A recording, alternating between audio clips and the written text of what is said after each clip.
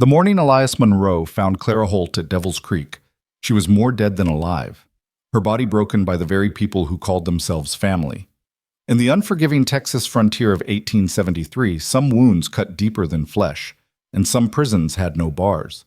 But when a silent rancher who'd buried his heart with his wife 13 years ago meets a woman fighting to reclaim her stolen life, both discover that sometimes the most dangerous thing you can do is choose to stand. Stay with me, friends, and let me know in the comments what city you're watching from. I love seeing how far these stories travel. The sun hadn't yet burned off the morning mist when Elias Monroe heard it, a sound so faint it might have been wind through the mesquite trees or a coyote's distant call.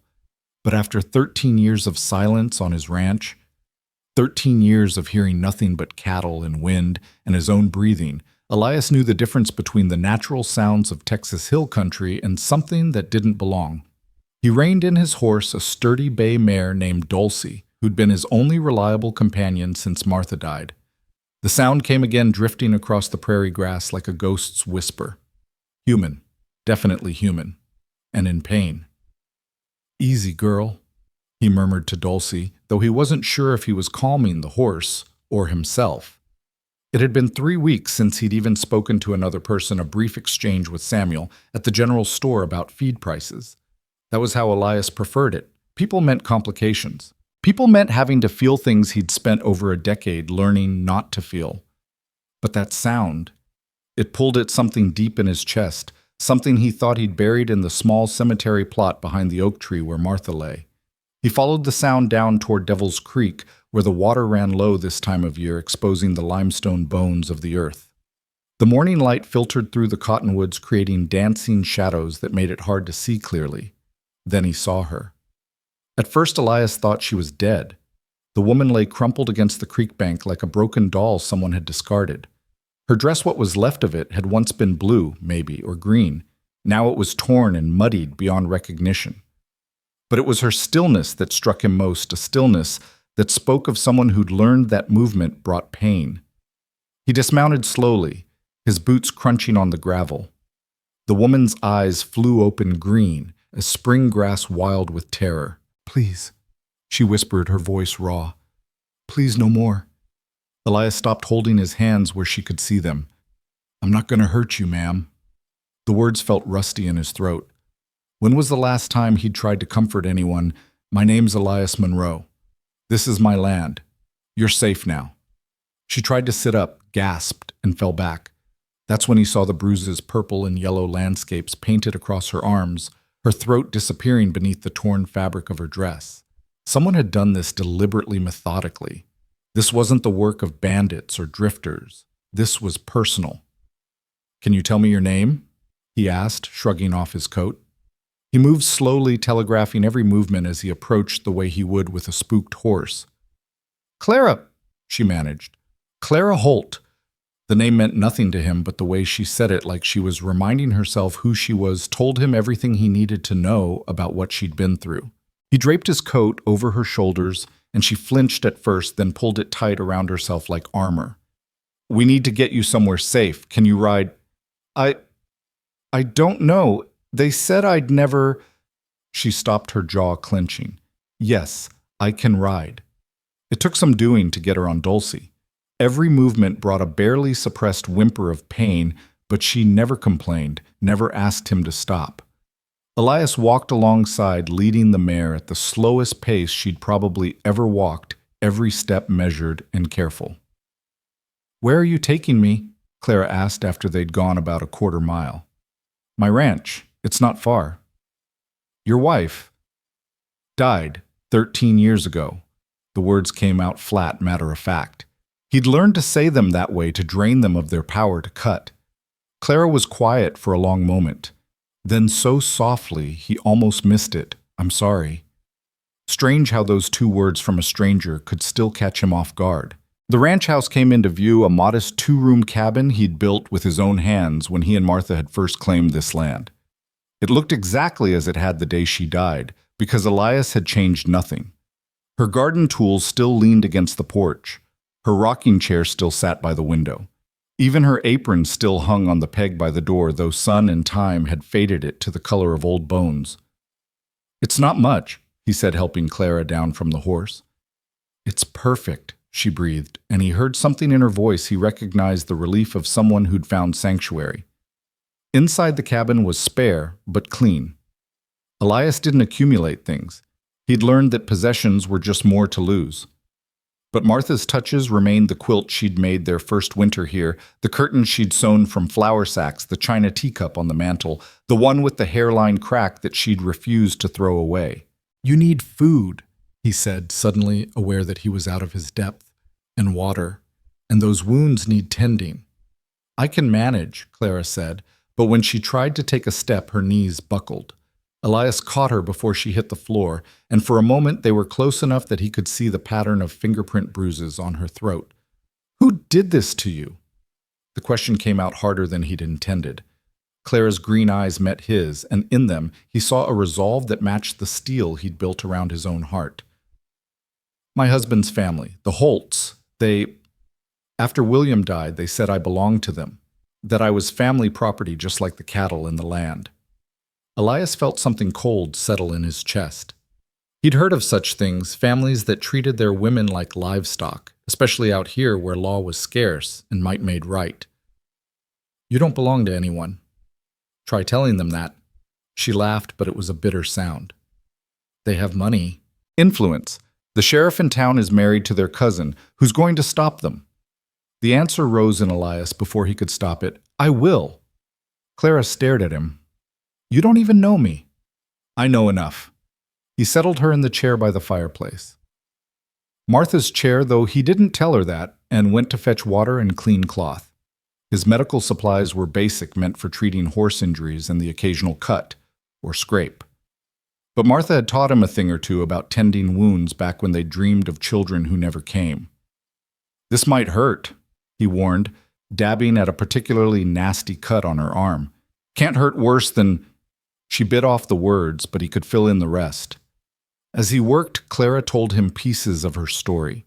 How she'd married William Holt 3 years ago, thinking she'd found love and security. How William had been kind but weak, unable to stand up to his father Jeremiah and his brothers. How William had died 6 months ago when his horse threw him, and from that moment Clara had become a prisoner in her own home. "They said I owed them for my keep." She explained, her voice detached, clinical. "That I had to work off my debt. But the debt never got smaller no matter how much I worked. And then last week Jeremiah decided I should marry his youngest son Jacob. To keep the family property in the family, he said. You refused." "I tried to leave. They caught me at the county line." She gestured to her injuries. "This was my punishment. They dumped me by the creek to die, I think. Or maybe they knew someone would find me, and word would spread a warning to other women who might think of defying the Holts." Elias's hand stilled. In 13 years of self-imposed isolation, he'd managed to avoid the messiness of other people's lives. He'd built his walls strong and high, keeping the world and its pain at arm's length. But looking at Clara Holt, seeing the bruises that painted her skin and the fire that still burned in her eyes, despite everything they'd done to break her, something shifted inside him. "You can stay here," he said. "Long as you need." "They'll come looking for me." "Let them come." Clara studied him, this strange, silent man who'd pulled her from the creek. "Why would you risk that for someone you don't know?" Elias thought of Martha, of the pneumonia that had taken her while he was 3 towns over selling cattle. How he'd come home to find her already buried, the neighbors having done what he should have been there to do. How he'd sworn that night to never again let the world close enough to hurt him. But maybe some promises were meant to be broken. "Because it's right," he said simply.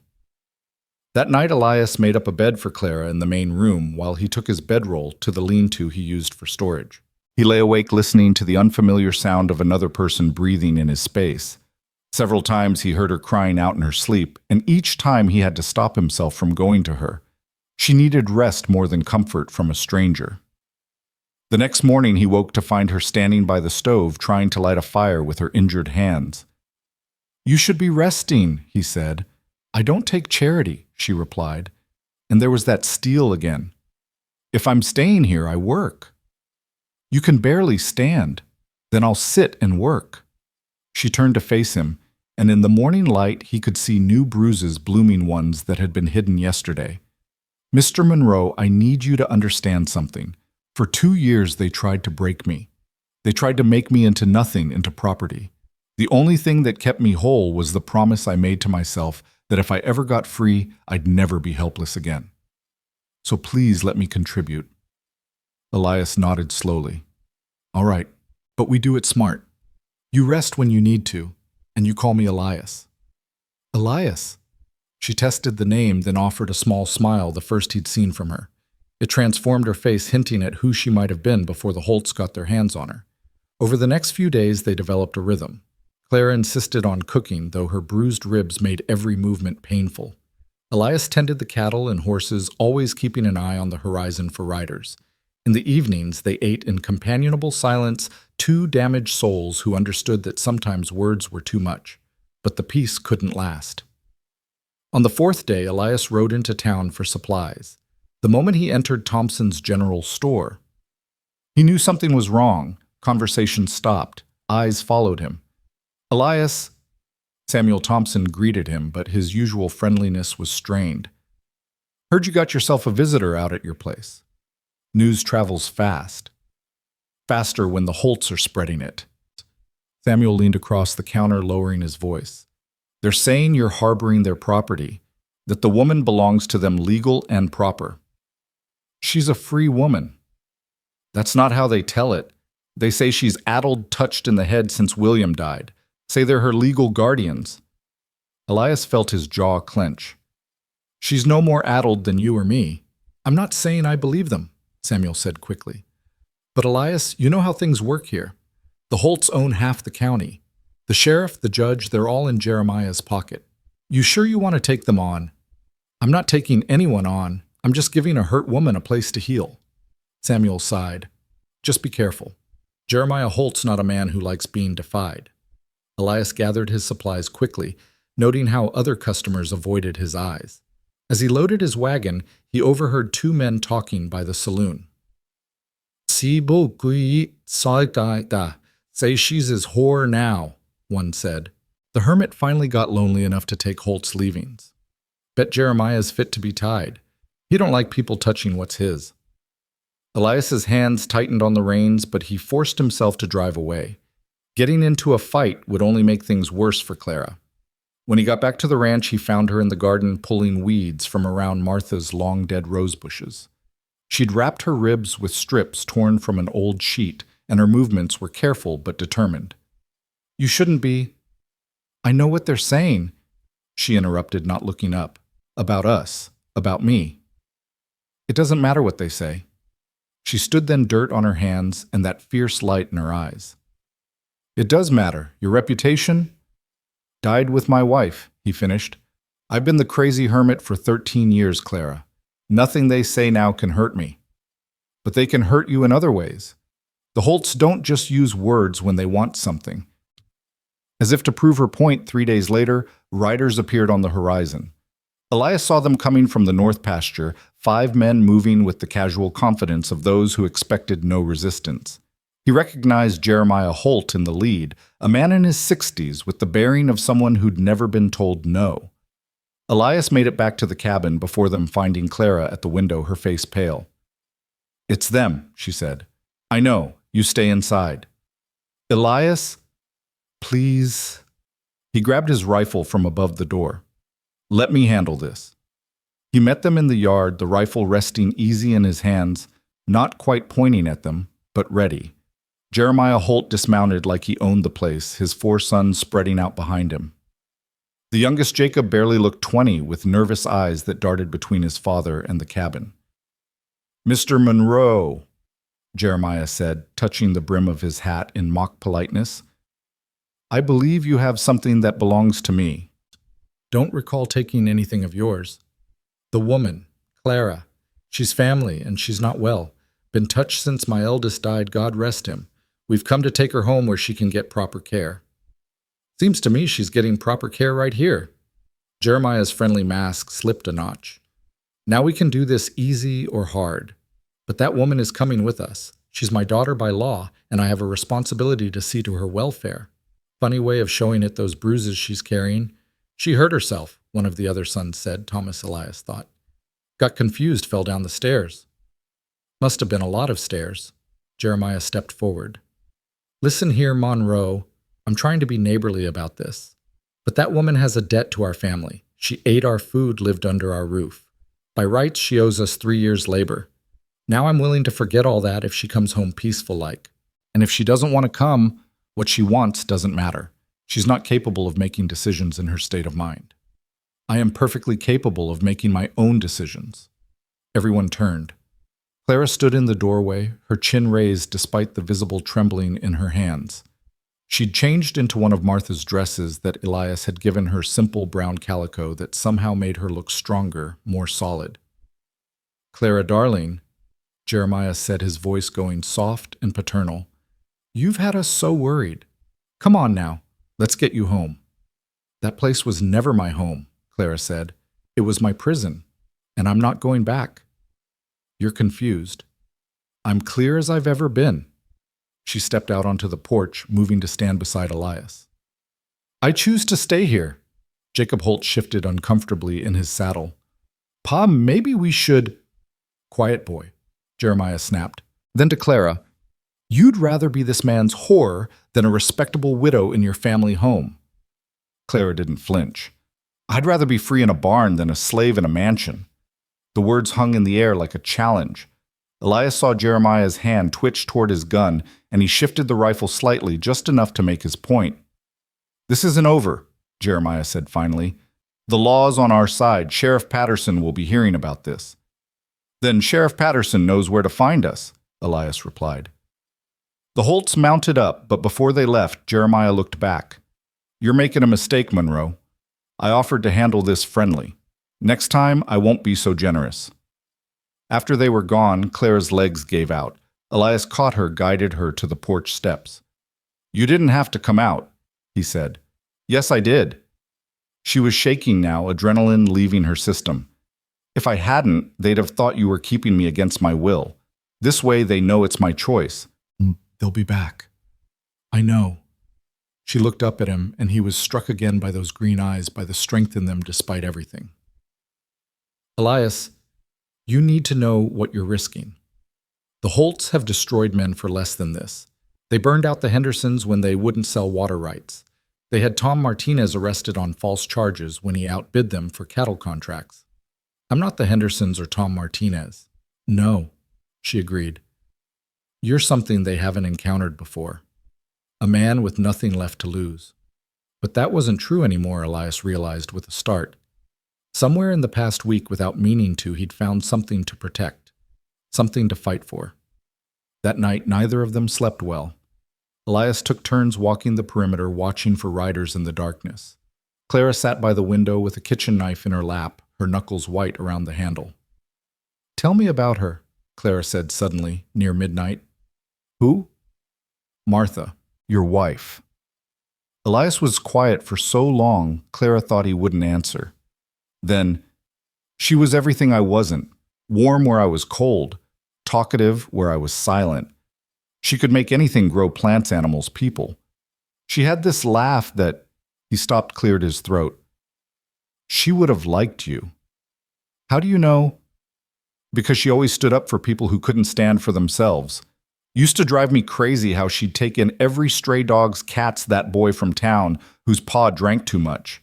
She'd have taken one look at you and dragged you inside, fussed over you like a mother hen. She sounds wonderful. She was. He paused. After she died, I thought the best way to honor her memory was to keep everything exactly as she left it, to stop time somehow, stop feeling. And now, he looked at Clara silhouetted against the window. Now I think maybe she'd be angry with me for using her death as an excuse to stop living. The next morning brought Sarah Winters from town, the shopkeeper's wife, a formidable woman who'd never been afraid of the Holts or anyone else. She drove up in her wagon with a determined set to her jaw. Elias Monroe, she called out. I know you're in there with that poor girl, and I'm not leaving until I see for myself she's all right. Clara looked panicked, but Elias just sighed. That's Sarah. She means well. Sarah bustled in like a force of nature, took one look at Clara's bruises, and pulled the younger woman into a gentle embrace. Oh, honey, what did those monsters do to you? To Elias's surprise, Clara broke down crying, the first real tears he'd seen from her. Sarah held her rocking, slightly murmuring comfort. I brought supplies, Sarah announced once Clara had composed herself. Proper women's things, clothes that actually fit, medical salve for those bruises. And I brought something else news. She looked at them both seriously. The Holts are meeting with Sheriff Patterson today. Word is they're going to claim Clara stole from them when she left. They're building a case to have her arrested. I didn't take anything, Clara protested. Only the clothes I was wearing, and look what they did to those. Doesn't matter if it's true, Sarah said. Patterson will issue the warrant if Jeremiah tells him to. But here's the thing, I've been talking to folks in town. Not everyone's in the Holt's pocket. The Reverend's mighty upset about what he's heard. Doc Morrison, too, he treated Clara once when William was alive, knows she's sound of mind. We might have more support than you think. After Sarah left, promising to return with more information, Clara turned to Elias. You see, it's starting. The Holts are going to tear this place apart to get to me. You should let me go. Where would you go? I don't know. Somewhere they can't find me. There's nowhere they can't find you if they want to. Running's not the answer. Then what is... Elias looked at her, this woman who'd somehow breached every wall he'd built. We stand and fight together. I'm not your responsibility, Elias. No, he agreed. You're my choice. The words settled between them heavy with meaning. Neither was ready to fully acknowledge. But that night when Clara cried out in another nightmare, Elias didn't hesitate. He went to her, sat beside her chair, and when she reached for his hand, he let her take it. I dream about the creek, she whispered, about lying there thinking I was going to die alone. Then I hear your voice and I know I'm safe. You are safe, he promised. I won't let them take you. Why? The question she'd asked before, but this time it carried more weight. Why do you care what happens to me? Elias thought about Martha, about the life they'd planned, the children they'd never had, the future that had died with her. He thought about 13 years of empty nights and silent mornings of going through the motions of living without actually being alive. Because you remind me what it's like to feel something other than grief, he said finally. Because you're fighting so hard to live, really live, and it makes me realize I stopped doing that a long time ago. Clara squeezed his hand. We're quite a pair, aren't we? Two broken people trying to piece ourselves back together. Maybe broken things can be mended, Elias said, his eyes going to Martha's cracked teacup on the mantel. Maybe they're even stronger for having been broken. 3 days later, Sheriff Patterson arrived with a warrant. The warrant crackled in Sheriff Patterson's thick fingers as he stood on Elias's porch, two deputies flanking him like shadows. Patterson was a small man who wore his authority like an ill-fitting coat, constantly adjusting it to make sure everyone could see it. Mrs. Holt, he said, tipping his hat to Clara, who stood beside Elias in the doorway. I'm here on official business. The Holt family has filed charges of theft against you. They claim you took jewelry belonging to the family when you left their residence. That's a lie, Clara said, her voice steady, despite the way her hands trembled. I took nothing but the clothes on my back, and they stripped those from me when they beat me and left me to die. Patterson's eyes flickered uncomfortably, but he pressed on. Be that as it may, I have a warrant for your arrest. You'll need to come with me. On what evidence? Elias asked, stepping slightly forward, placing himself between Clara and the sheriff. Mr. Holt has provided a sworn statement that a valuable necklace is missing, a family heirloom worth considerable money. He says Mrs. Holt here was the only one with access to it. Jeremiah gave that necklace to his mistress in San Antonio 6 months ago, Claire said quietly. Everyone in that house knows it, including Jacob. Ask him if you don't believe me. Patterson's face reddened. I don't need to ask anyone anything. I have a legal warrant, and you're coming with me. No, Elias said simply. She's not. The deputies shifted nervously, hands moving toward their weapons. Patterson blinked as if he couldn't quite believe what he was hearing. Mr. Monroe, you don't want to obstruct justice. That's a serious offense. So is filing false charges. So is beating a woman near to death. So is treating a human being like property. You want to arrest someone, Sheriff, start with Jeremiah Holt. Now see here. No, you see. Elias's voice remained calm, but there was steel beneath it. You come onto my land with a warrant based on lies trying to drag an injured woman back to the men who nearly killed her, and you expect me to step aside. Not happening. Patterson's hand moved to his gun. I'll arrest you both if I have to. Try it. The challenge hung in the air. Behind Patterson, a small crowd had gathered. Sarah Winters was there, along with Doc Morrison, Reverend Collins, and surprisingly, Tomas Rodriguez the blacksmith, who rarely involved himself in town disputes. They stood silent, watching their presence a quiet form of pressure. Patterson looked back at them, then at Elias, who hadn't moved, hadn't even reached for the rifle just inside the door. But there was something in his stance and his eyes that spoke of a man who'd crossed a line in his mind and wouldn't be crossing back. This isn't over, Patterson said, finally lowering his hand. The warrant stands. She shows her face in town, I'll arrest her. And Monroe, you're harboring a fugitive now. That's a crime. Add it to my list of sins, Elias replied. After the sheriff and his deputies left, followed slowly by the crowd of townspeople, Clara sank into a chair, her face pale. You shouldn't have done that, she said. Now you're a target too. I've been a target since the day I brought you here. Elias moved to the window, watching the dust from the departing horses settle. This was never going to end easy, Clara. Men like Jeremiah Holt don't give up what they think is theirs. I'm not his, she said fiercely. I know that, you know that, but he doesn't and he won't until someone makes him understand. That night they had unexpected visitors. Tomas Rodriguez arrived after dark, bringing with him 3 other men, Miguel Vasquez John Chen, and surprisingly Robert Holt, Jeremiah's estranged brother, who ran a small spread on the far side of the county. We need to talk, Tomas said, accepting the coffee Elias offered.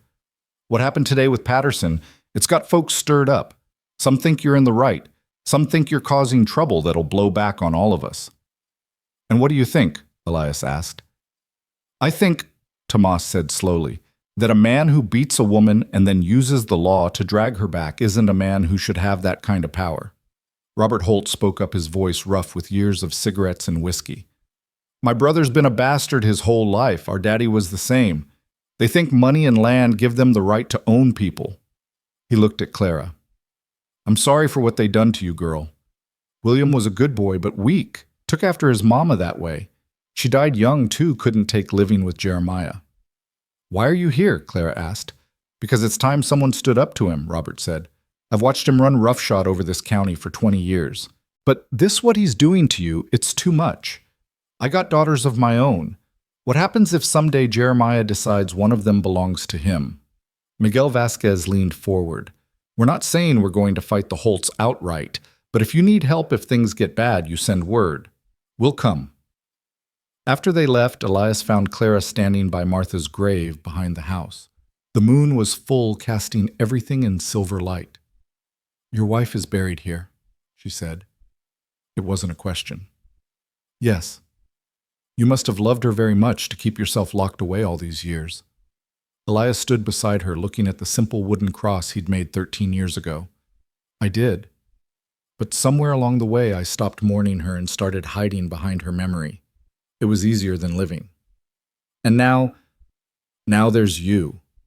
Clara turned to look at him, moonlight caught in her green eyes. Elias, I need you to know I'm grateful for everything you've done, but I don't want you to feel obligated. Stop. He faced her fully. You think this is about obligation. Clara, I spent 13 years as a ghost in my own life. Then you showed up beaten and broken, but still fighting, and for the first time since Martha died, I remembered what it felt like to care about something, to want to protect something, to feel alive. I'm not her, Clara said softly. I can't replace her. I'm not asking you to. Martha's gone, and I'll always carry that grief. But you're here, and you're you, and that's enough. More than enough. Clara reached out tentatively and took his hand. We're both so damaged, Elias. What if we're too broken to build something new? Then we'll build something different, Something that's ours.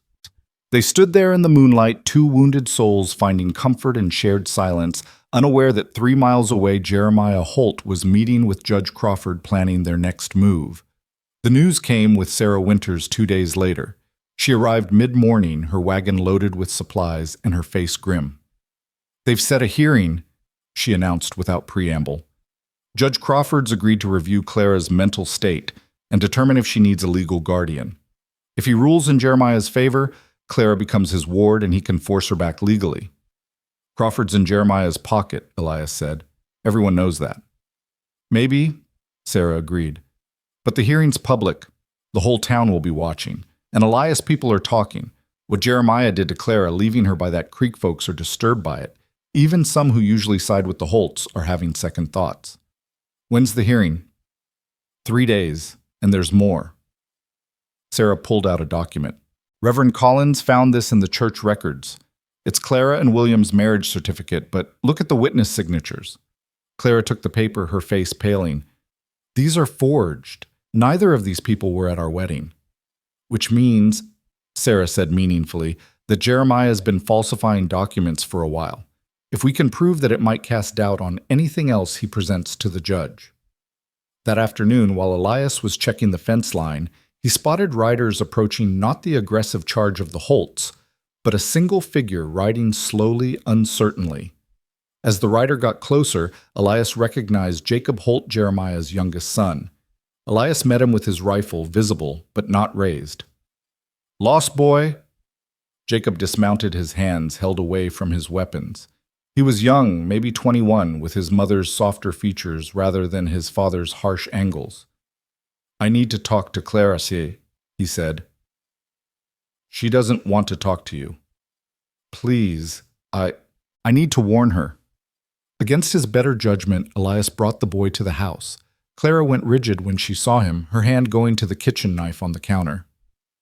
"It's all right," Jacob said quickly. "I'm not here to cause trouble. I'm here because what my father's doing is wrong." "You seemed fine with it when you stood by and watched him beat me," Clara said coldly. Jacob flinched. "I was a coward. I still am, probably. But I can't let this go on." He pulled out a leather pouch.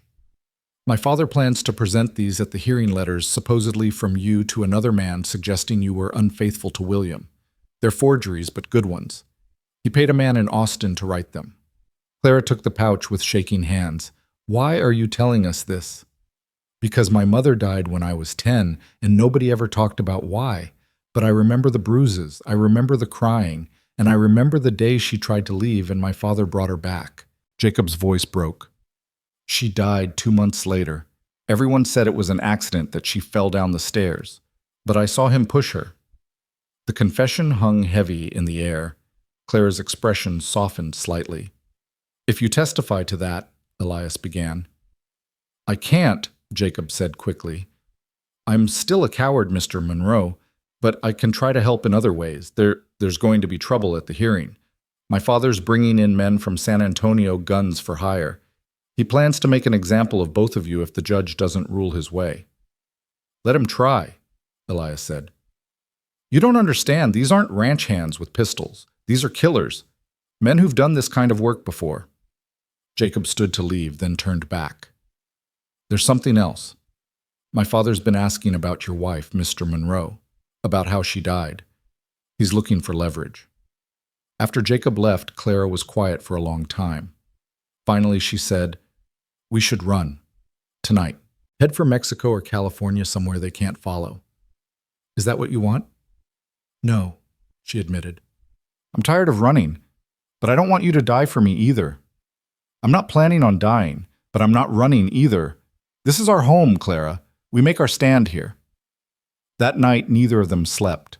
They sat by the fire, Clara mending one of Elias's shirts while he cleaned his rifle, both trying not to think about what might come. At some point, Clara began to talk about her childhood in Missouri, about her parents who died when she was 15, leaving her to make her own way in the world. "I thought William was my salvation," she said. "He was handsome and charming and promised me a life of security. I was so young, so desperate not to be alone anymore that I didn't see the warnings, the way he never stood up to his father, The way he looked away when Jeremiah spoke to me like I was less than human. We all make mistakes when we're young, Elias said. What about you? How did you meet Martha? Elias smiled slightly, the expression transforming his weathered features. She was the new school teacher in town. Came from back east, all proper and educated. I was just a ranch hand, barely knew how to read, but she saw something in me somehow. Taught me letters in the evening, made me read books I didn't understand. Made me better than I was. She sounds like she was good for you. She was everything good in my life. When she died, he paused, struggling for words. When she died, I thought the good died with her. But maybe I was wrong. Maybe there's still good to be found, just different than before. Clara set aside her sewing and moved to sit beside him on the floor, her shoulder touching his. Elias, whatever happens at that hearing, we're going to win. But if we don't, then we'll face whatever comes together. She leaned her head against his shoulder, and they sat like that until dawn, drawing strength from each other's presence. The morning of the hearing came gray and oppressive with storm clouds building on the horizon. Elias had spent the previous day preparing not just cleaning weapons, but also gathering documents with Sarah's help. They'd found witnesses willing to testify about Clara's sound mind, about the bruises they'd seen, about Jeremiah's history of violence. You don't have to come, Clara said as they prepared to leave. This is my fight. No, Elias said firmly. It's ours. They rode into town together, Clara on Dulcie, while Elias rode his spare horse. As they entered the main street, they saw that word had spread. People lined the walkways, watching silently. Some nodded in support, others looked away, but all were present. The courthouse was packed. Judge Crawford, a thin man with nervous eyes, sat behind his desk, looking uncomfortable. Jeremiah Holt was already there with his sons and 3 hard-looking men who had to be the guns from San Antonio. Sheriff Patterson stood to one side, trying to look official. This hearing is to determine the mental competency of Mrs. Clara Holt, Crawford began, his voice reedy, and to establish whether she requires a legal guardian for her own protection. Your Honor, Jeremiah stood all false concern. My daughter-in-law has been through a terrible trauma, losing my son. She's confused, making poor decisions, placing herself in compromising situations. As her family, we only want what's best for her.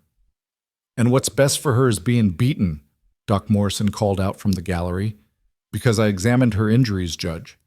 That woman was systematically abused. Order, Crawford said weakly. Doc Morrison, you'll have your chance to testify. The hearing proceeded with painful predictability. Jeremiah presented his forged letters claiming Clara had been unfaithful. He brought forward witnesses, men who owed him money, who swore they'd seen Clara acting strangely. He painted a picture of a hysterical woman who needed firm guidance. Then it was Clara's turn to speak. She stood, her chin raised, and in a clear voice began to tell her story. She told about the beatings, about being treated as property, about the night they'd left her to die.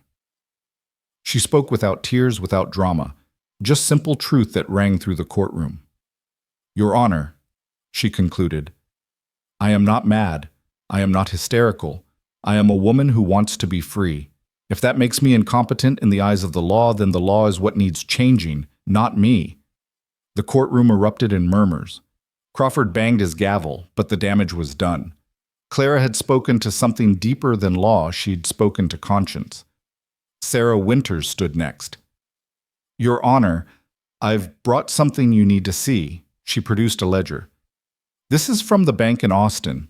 It shows that Jeremiah Holt withdrew a large sum 3 days ago, the exact amount needed to hire those men sitting behind him. Is this the action of a concerned father-in-law or a man determined to own another person?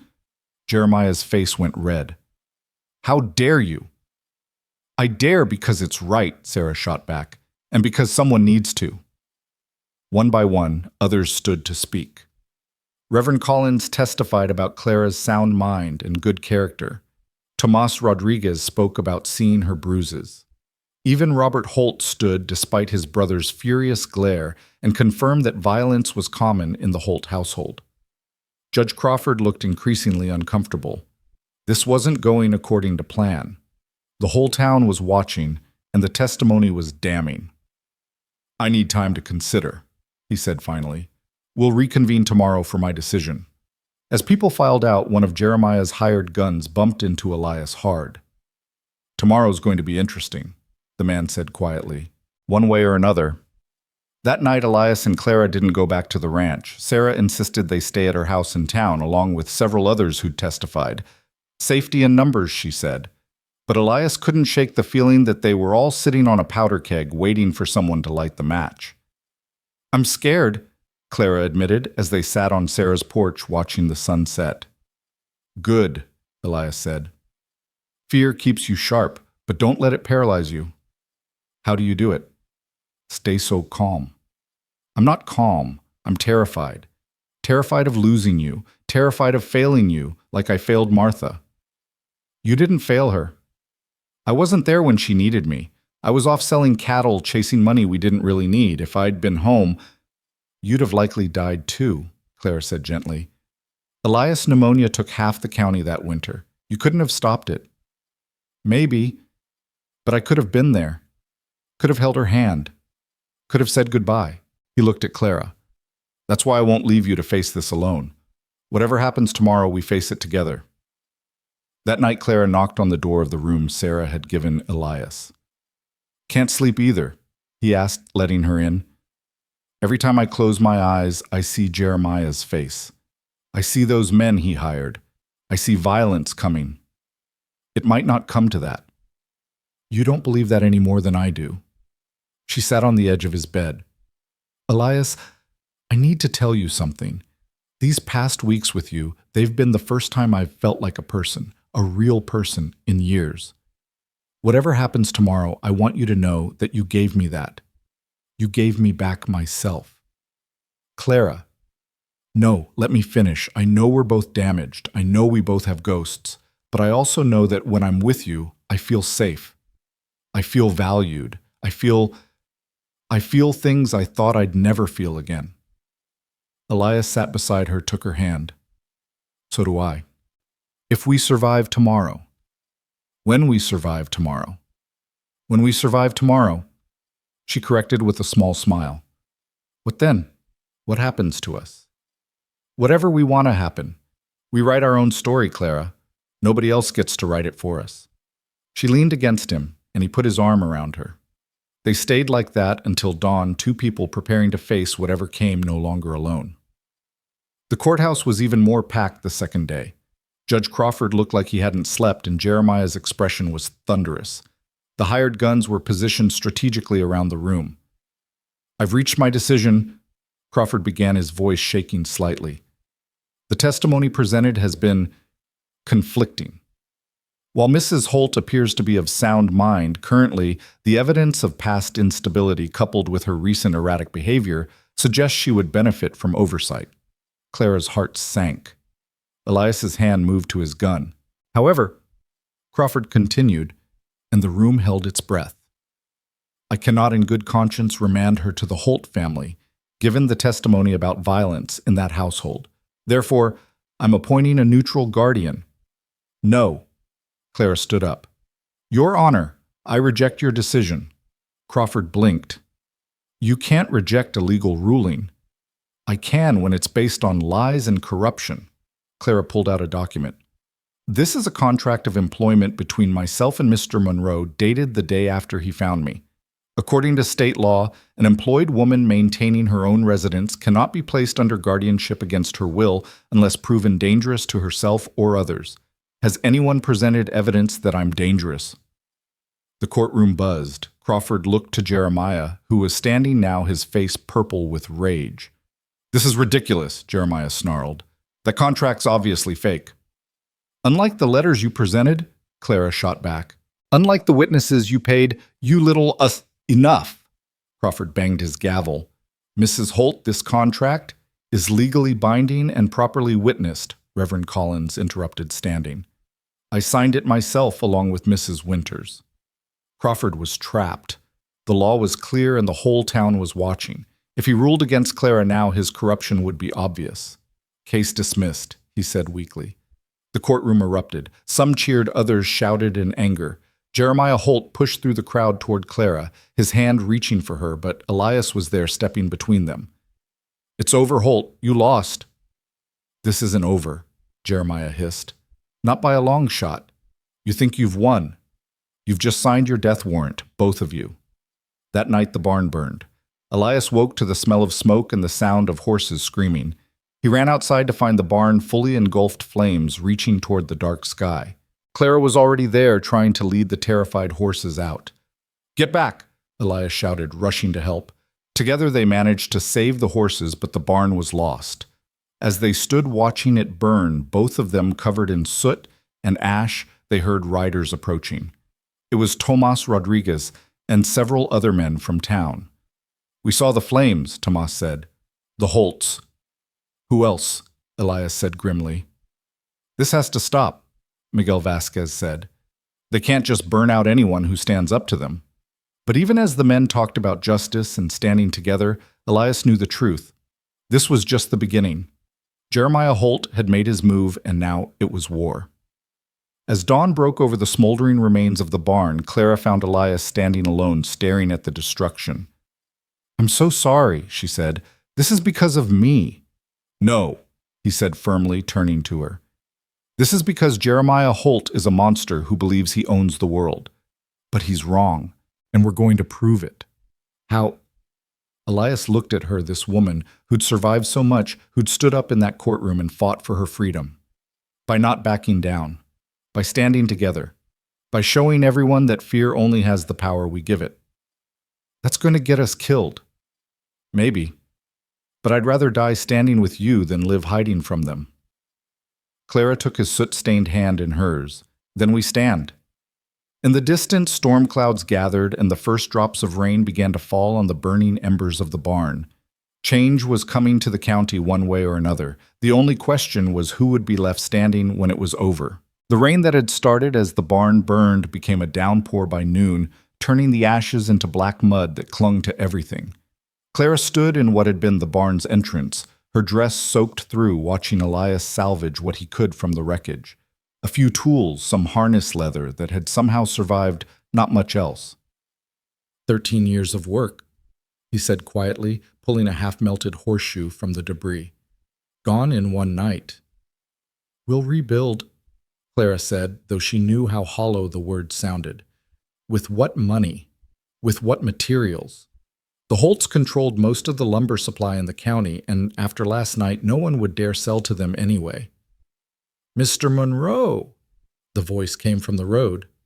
Young Timothy Sanders, the telegraph operator's son, rode up on a lathered horse. Mr. Monroe, you need to know Jeremiah Holtz put a bounty on you. $500 for anyone who drives you off your land. Dead or alive? Elias asked dryly.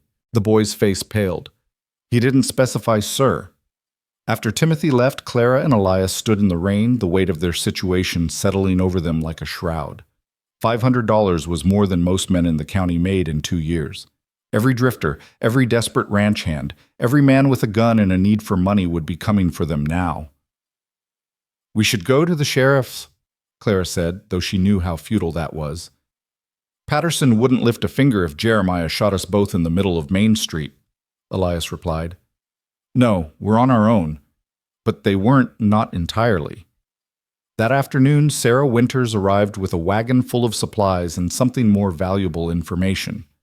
Jacob Holt came to see me, she said, unloading sacks of flour and beans. He's scared. Says his father's gone mad with rage, talking about burning out everyone who testified for Clara. The Reverend Doc Morrison, even me. He won't dare, Elias said, but uncertainty colored his voice. Won't he look what he did to your barn? And that's just the start. But here's the interesting part, Jacob says there's dissension in the ranks. Some of the ranch hands are uncomfortable with targeting women and clergy, and Robert Holt's been talking to people suggesting maybe it's time for a change in leadership.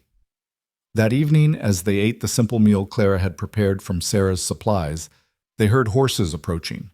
Elias grabbed his rifle, but Clara recognized the rider dismounting in the yard. It's Jacob, she said, and despite everything, Elias heard no fear in her voice, only a kind of weary sadness. Jacob Holt looked like he'd aged 5 years in the past week. His young face was haggard, his clothes disheveled. He held his hands away from his weapons as Elias met him at the door. I'm not here to cause trouble, Jacob said quickly. "I'm here to warn you. My father's hired more men. They're coming tonight. 10, maybe 12 of them. They mean to burn you out completely, maybe worse." "Why tell us?" Elias asked. Jacob's eyes went to Clara, visible in the doorway behind Elias. "Because what happened to my mother is happening again, and I can't stand by and watch it this time. I was a coward then. I was 10 years old, but that's no excuse. I heard her crying, I saw the bruises, and I did nothing." "You were a child," Clara said softly. "I'm not a child anymore, and I'm done being a coward." Jacob reached into his coat, and Elias tensed, but the young man only pulled out a rolled paper. "This is a deed transfer. My grandmother left me a section of land on the far side of the county, away from my father's control. I'm signing it over to you both. If you leave tonight, you can be there by dawn. You'd be safe." Elias took the paper, studied it in the lamplight. It was legitimate, already signed and witnessed. "This is worth a fortune." "It's worth nothing if I have to live with more blood on my conscience," Jacob replied. "Please, take it and go. There's no shame in surviving." Clara stepped past Elias, moved into the yard to face Jacob directly. "Your father took everything from me. My dignity, my freedom, nearly my life. You're asking me to let him take this too, to run and hide and let him win." "I'm asking you to live," Jacob said desperately. "You don't understand what he's capable of. My mother thought she could stand up to him too. They found her at the bottom of the stairs with her neck broken." "I know what he's capable of," Clara said quietly. "I have the scars to prove it. But if we run now, he'll just do this to someone else." "When does it stop, Jacob? When do we say enough?" The young man's shoulders sagged. "Then you'll die. Both of you. And for what pride?" "Not pride," Elias said. "Justice. There's a difference." Jacob left the deed on their table anyway, disappearing into the darkness with a final warning to be ready. As his hoofbeats faded, Clara turned to Elias. "We could go," she said. "Take his offer. Start fresh somewhere else. Is that what you want?" She was quiet for a long moment, then moved to the mantel where Martha's cracked teacup sat. She picked it up, traced the fracture with one finger. "You know, in Japan they have an art called kintsugi. When something breaks, they repair it with gold. The idea is that the break becomes part of the object's history, makes it more beautiful, not less." "Martha would have liked that idea," Elias said softly. "I think I would have liked Martha." Clara set the cup down carefully. "No, I don't want to run. This is our home. These are our friends. If we don't make a stand here, we'll be running forever." They spent the next hours preparing. Elias loaded weapons, checked sight lines from the windows, moved furniture to create barriers. Clara filled buckets with water in case of fire, tore sheets into bandages they might need. Neither spoke about the odds they faced.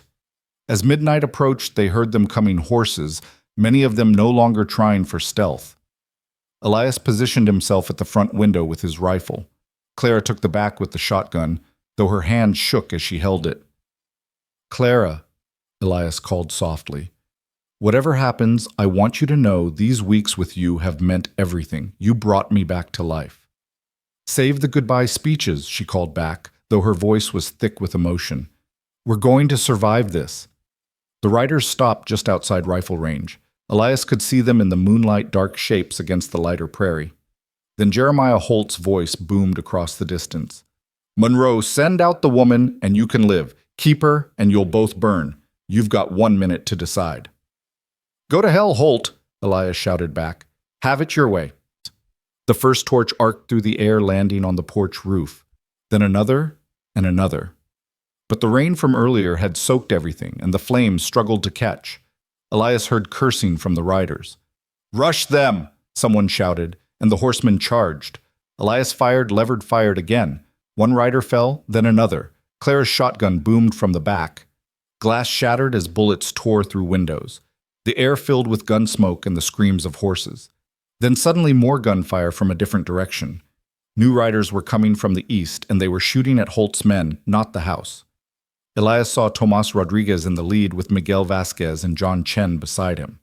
Behind them came more men, townspeople who'd had enough. The battle turned into chaos. Holt's hired guns caught between the house and the new arrivals began falling back. Some fled immediately, deciding $500 wasn't worth dying for. Others tried to fight, but found themselves outnumbered as more townspeople arrived. "The church bell," Clara shouted, and Elias heard it too. Someone was ringing the church bell in town, calling everyone out. Sarah Winters had organized this, he realized. The town was fighting back. The shooting gradually died down. Several of Holt's men lay wounded or dead. The rest had fled, including Jeremiah himself. As the sun began to rise, revealing the full scope of the battlefield their yard had become. Reverend Collins arrived with Doc Morrison and more townspeople. "Is it over?" Clara asked, emerging from the house, her face streaked with powder burns and tears she didn't remember crying. "For now," Tomas said. "But Jeremiah escaped. He'll be back." "No, he won't." Robert Holt rode up, his face grim. "My brother's finished in this county. After tonight, no one will follow him. His own men are abandoning him. The sheriff's hiding in his office, scared to show his face, and Judge Crawford lit out for Austin an hour ago." "Where's Jeremiah now?" Elias asked. "Holed up at the ranch with his remaining sons and maybe 3 or 4 loyal hands. He's finished, but he doesn't know it yet." Doc Morrison was tending to the wounded, both Holt's men and townspeople. Clara went to help him, her hand steady now that the immediate danger had passed. Elias watched her work, saw the strength in her that no amount of violence had been able to break. "You love her," Sarah Winters said, appearing at his elbow. "Yes," Elias said simply. "Good. You both deserve some happiness after all this. But it's not over yet. Jeremiah won't give up easy." She was right. 2 days later, word came that Jeremiah was rallying what forces he had left, planning one final assault. But this time the town was ready. Men stood guard in shifts, women organized supplies and medical care. Even the children helped carrying messages and watching for riders. It was Jacob who ended it in a way no one expected. He rode into town 3 days after the battle, but he wasn't alone. With him were 2 Texas Rangers brought from Austin on his request. "I've given testimony," Jacob announced in the packed saloon where everyone had gathered. "About my mother's death, about the forgeries, about the violence. These men are here to arrest Jeremiah Holt for murder." The silence was deafening. Then someone started clapping Clara. Others joined in, and soon the whole room was applauding the young man who'd finally found his courage. "He won't go quietly," one of the Rangers said. "We'll need deputies." Every man in the room volunteered. They rode out at dawn, the Rangers, Jacob, Elias, and 24 townsmen. Clara wanted to come, but Elias convinced her to stay with Sarah. This was something he needed to do to finish what had started that morning by the creek. The Holt ranch was eerily quiet as they approached. No guards, no movement. They found Jeremiah in his study, drunk, a pistol on the desk in front of him. His remaining sons had fled in the night, taking what they could carry. "Come to gloat Monroe," Jeremiah slurred. "Come to see justice done," Elias replied. Jeremiah laughed bitterly. "Justice. You took everything from me, my authority, my reputation, my own sons. You did that yourself," Jacob said quietly. "The moment you pushed Mother down those stairs." Jeremiah's face went white. "You don't know what you're talking about." "I saw you," Jacob said. "I was hiding in the hallway. I saw you push her. I've lived with that image for 11 years. The fight went out of Jeremiah then. When the Rangers put the shackles on him, he didn't resist. As they led him away, he looked back at Jacob one last time. "You're no son of mine," he said. "No." Jacob agreed. "I'm my mother's son, finally." The trial in Austin was swift. With Jacob's testimony and the evidence of forgery and assault, Jeremiah Holt was convicted of murder and sentenced to hang. His other sons disappeared, some said to Mexico, others to California. The Holt empire crumbled within weeks, their land and holdings divided among those they'd wronged. A month after Jeremiah's arrest, on a quiet Sunday morning, Elias found Clara in Martha's garden. She'd been working on it for weeks, clearing away 13 years of neglect, planting new seeds alongside the old perennials that had somehow survived. "It's going to be beautiful," he said. "It already is," she replied, gesturing to a rose bush that had produced a single perfect bloom. It just needed someone to care for it again. Elias knelt beside her in the dirt. "Clara, I need to ask you something." She turned to him, a smudge of soil on her cheek, her green eyes bright in the morning sun. "These past months," he began, then stopped, started again. "You saved me, not just from loneliness, but from a kind of living death. You made me remember what it feels like to hope to fight for something to love." "Elias, let me finish. I know we both have scars, I know we both have ghosts, but I also know that when I wake up each morning and see you there, I feel whole in a way I haven't felt in 13 years. Maybe not the same whole I was with Martha, but a new kind of whole. Our kind." He pulled out a small box, opened it to reveal a simple gold ring. It was my mother's. Martha wore it for a time, but I think she'd want you to have it. Will you marry me, Clara? Will you help me build something new from all these broken pieces? Clara's eyes filled with tears. She looked at the ring, at the garden around them, beginning to bloom again, at the man who'd stood between her and violence, without hesitation. "Yes," she said simply. Then, laughing through her tears, "Yes, of course, yes." He slipped the ring onto her finger, and it fit perfectly, as if it had been waiting for her all along. They were married a week later in the little church in town with Sarah Winters as matron of honor, and surprisingly Jacob Holt as Elias's best man. The young man had stayed in town working to make amends to build a different legacy than the one his father had left. "You sure about this?" Reverend Collins asked before the ceremony. Not about their marriage, but about having Jacob stand with them. "Everyone deserves a second chance," Claire said, "to become who they're meant to be, not who they were forced to be." The ceremony was simple, attended by everyone in town who'd stood with them during the dark days. When Reverend Collins pronounced them husband and wife, when Elias kissed Clara there at the altar, where Martha's funeral had been held so many years ago, there wasn't a dry eye in the church. That evening, as they sat on their porch watching the sunset, Clara picked up Martha's teacup, the one with the crack. She'd been working on it for days, carefully applying a mixture of flour paste and gold dust she'd ordered from San Antonio, following the Japanese technique she'd read about. "There," she said, holding it up to the light. The crack was still visible, but now it was beautiful, a golden line that caught the fading sun. Not hidden, not erased, but made beautiful. "Like us," Elias said, pulling her close. "Like us," she agreed. They rebuilt the barn that summer with help from the entire community. Where once Elias had been isolated, now he and Clara were at the center of a network of friends and chosen family. The ranch prospered. Clara's garden bloomed, and sometimes late at night, Elias would swear he could feel Martha's blessing on the life they'd built from the ashes of their pain. Jacob Holt became a regular visitor, slowly earning forgiveness through consistent action. He eventually married the schoolteacher's daughter and built his own life free from his father's shadow. He named his first daughter after his mother and his second after Clara. One evening, a year after their wedding, Clara found Elias at Martha's grave. He went there sometimes not in grief anymore, but in gratitude. "I told her about you," he said as Clara approached. "About us. About the life we've built." "What did you tell her?" "That you taught me that hearts can break and still keep beating. That love isn't diminished by being given again. That she'll always be my first love, but you're my last love, and both are true and both are sacred." Clara knelt beside him, placed a bouquet of roses from the garden on the grave.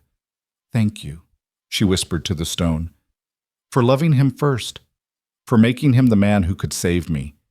I promise to take care of him." A warm breeze stirred the roses, and for just a moment both of them felt a presence, a blessing, a gentle letting go. "She would have loved you," Elias said. "I know," Clara replied, "because she loved you and you love me. Love continues, Elias.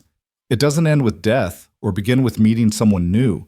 It just continues flowing from one heart to another, making us all part of something bigger than ourselves." They walked back to the house, hand in hand, past the new barn, past the thriving garden, past all the evidence of life renewed. Inside on the mantel, Martha's teacup caught the lamplight, its golden repair glowing like a promise that broken things could indeed be made whole again. Different but beautiful, scarred but strong. That night, as they lay together, Clara told Elias she was pregnant. He wept then for the first time since Martha's death. Not tears of grief, but of joy so profound it could only be expressed through salt and water. "What if I'm not a good father?" he asked. "What if I don't know how—" "Then we'll learn together," Clara said. "The way we've learned everything else, by choosing love over fear, hope over despair, standing over running." The baby was born the following spring, a daughter they named Margaret for Martha. For new beginnings, for the way love circles back on itself. Death becoming life, sorrow becoming joy.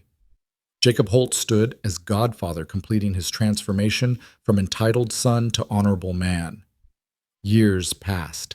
The story of Clara and Elias became legend in the county. The woman who refused to be owned, the man who remembered how to live the town that stood together against tyranny. But for them it was simpler than legend. It was daily life, small moments, quiet love. Clara would sometimes find Elias teaching Margaret to ride in the same patient way he'd once helped her onto Dulcie that first terrible morning. She'd see him working with Jacob, who'd become like a younger brother, showing him how to read the land, to understand cattle, to be a different kind of man than his father. And Elias would watch Clara in her garden, now the finest in the county, teaching other women about plants and healing, about strength and survival. He'd see her with their daughter, passing on wisdom, hard-won through suffering, transformed into grace. On their 5th wedding anniversary, they held a celebration at the ranch. The whole town came bringing food and music and laughter. As the sun set, painting the sky in shades of gold and rose, Elias and Clara stood together watching their friends and family, their daughter playing with the other children, the life they'd built from ashes and determination. "Do you ever regret it?" Clara asked. "The violence, the loss, everything we went through." "How can I regret the path that brought me you?" Elias replied. "Every scar, every tear, every moment of pain, it all led here, to this, to us. Even the barn burning. Especially the barn burning, the new one's much better." She laughed, that bright sound that had become the soundtrack to his renewed life. "I love you, Elias Monroe. And I love you, Clara Monroe. Today, tomorrow, and all the days after." As the stars came out, someone started playing a fiddle, and couples began to dance. Elias held out his hand to Clara, and she took it, letting him lead her into the music. They danced there on the ground where violence had once reigned, where they'd made their stand, where they'd chosen each other over and over again.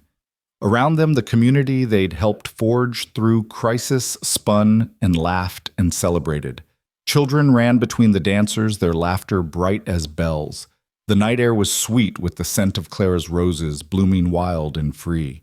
And on the mantel in the house, Martha's teacup sat with its golden repair catching the lamplight, a reminder that sometimes the breaks are what make us beautiful, that damage doesn't mean destroyed, that love isn't lessened by loss but made deeper by the courage to love again. The music played on and they danced, and the world turned toward tomorrow, carrying them forward together unbroken, despite their breaks whole. In their particular way, proof that sometimes the best love stories aren't about perfect people finding each other, but about broken people choosing to heal together. One careful, golden, deliberate day at a time. The years that followed their 5th anniversary were kind ones, filled with the ordinary miracles of a life rebuilt from ruins. Margaret grew strong and wild with her mother's green eyes and her father's quiet determination. But peace, Elias had learned, was often just the pause between storms, and in the summer of Margaret's 7th year, the past came calling again in a way none of them expected. It started with a letter delivered by a nervous young man who wouldn't meet anyone's eyes. Clara found it tucked under the door one morning, her name written in a hand that made her blood run cold. "What is it?" Elias asked, seeing her face pale as she read. She handed him the letter wordlessly. It was from Thomas Holt, one of Jeremiah's sons who'd fled after the trial. He was coming back to Texas, he wrote, and he wanted what was his, including the woman his father had claimed for the family. "He can't be serious," Elias said, though his hand instinctively went to where his gun usually hung. "The Holts don't make idle threats," Clara replied, her voice steady despite the tremor in her hands. "Even the ones who ran." That afternoon, Jacob rode out to their ranch, his face grim. "You got the letter, too." "Two?" Elias asked. "He sent them to half the town. Says he's bringing men from Kansas gunfighters. Says he's going to take back everything that was stolen from his family." Jacob's jaw clenched. He specifically mentioned you, Clara. Says you belong to them by right of his father's claim. His father's dead, Clara said flatly. Thomas doesn't seem to care.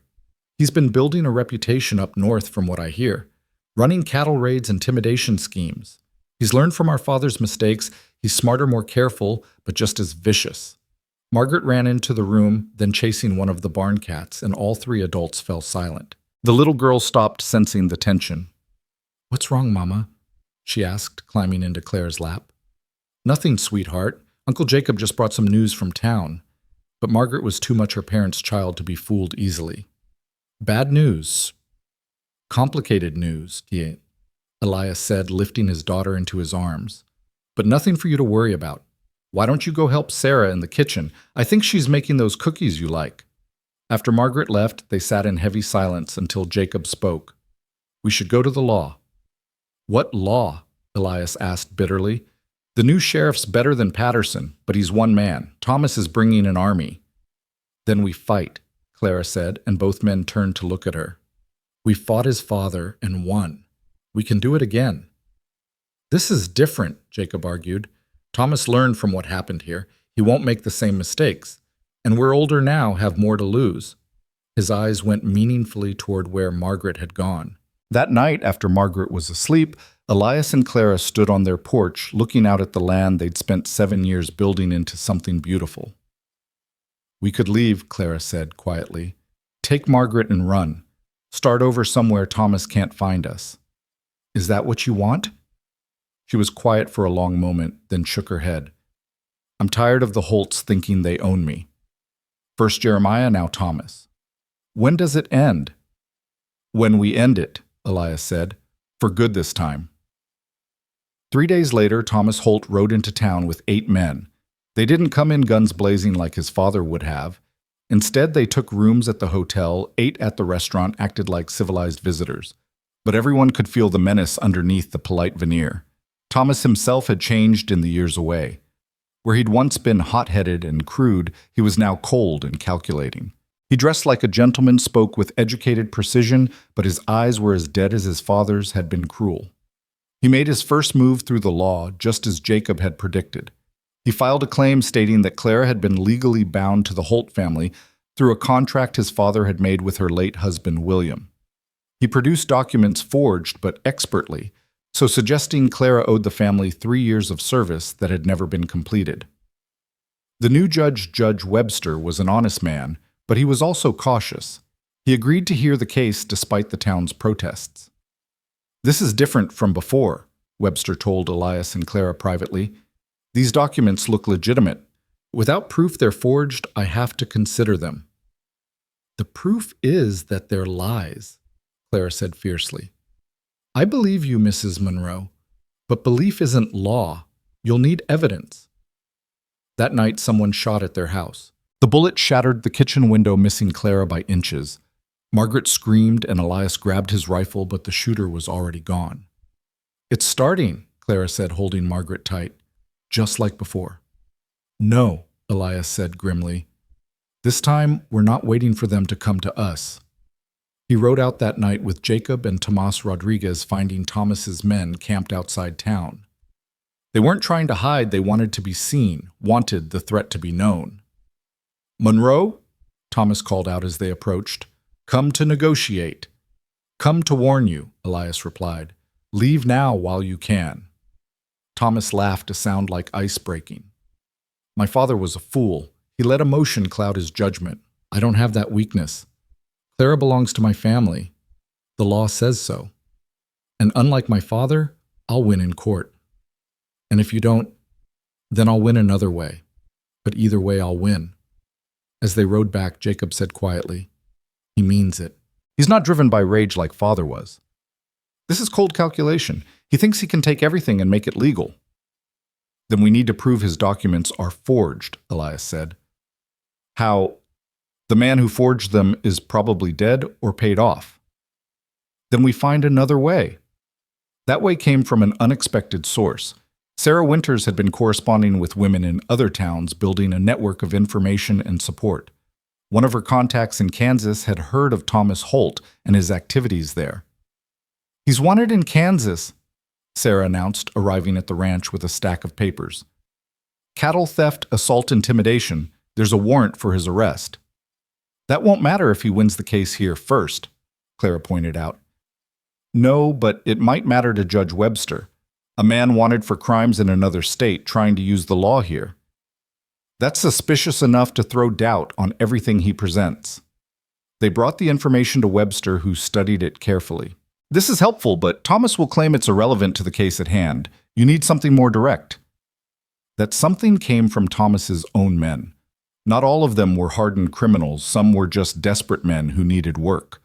One of them, a young man named Pete, had a sister who'd been helped by Clara years ago when she was sick. His loyalty was torn. Pete approached Jacob secretly one night. "I can't do this," he said. "Not to Mrs. Monroe, not after what she did for my family." "Then help us," Jacob urged. "I can't testify. Thomas would kill me." But Pete pulled out a letter. "Thomas had me deliver this to a man in Austin last week. I read it. It's instructions for creating the documents with details about what they should say. The man's supposed to bring them to the trial as a discovered piece of evidence." "This is proof of forgery," Jacob said excitedly. "It's proof I'm dead if Thomas finds out I gave it to you." "He won't," Jacob promised. "We'll protect you." But Thomas had eyes everywhere. The night before the trial, he made his move. Clara was alone at the ranch. Elias had gone to town to meet with the judge, and Margaret was staying with Sarah for safety. She heard them coming, multiple horses, and knew she didn't have time to run.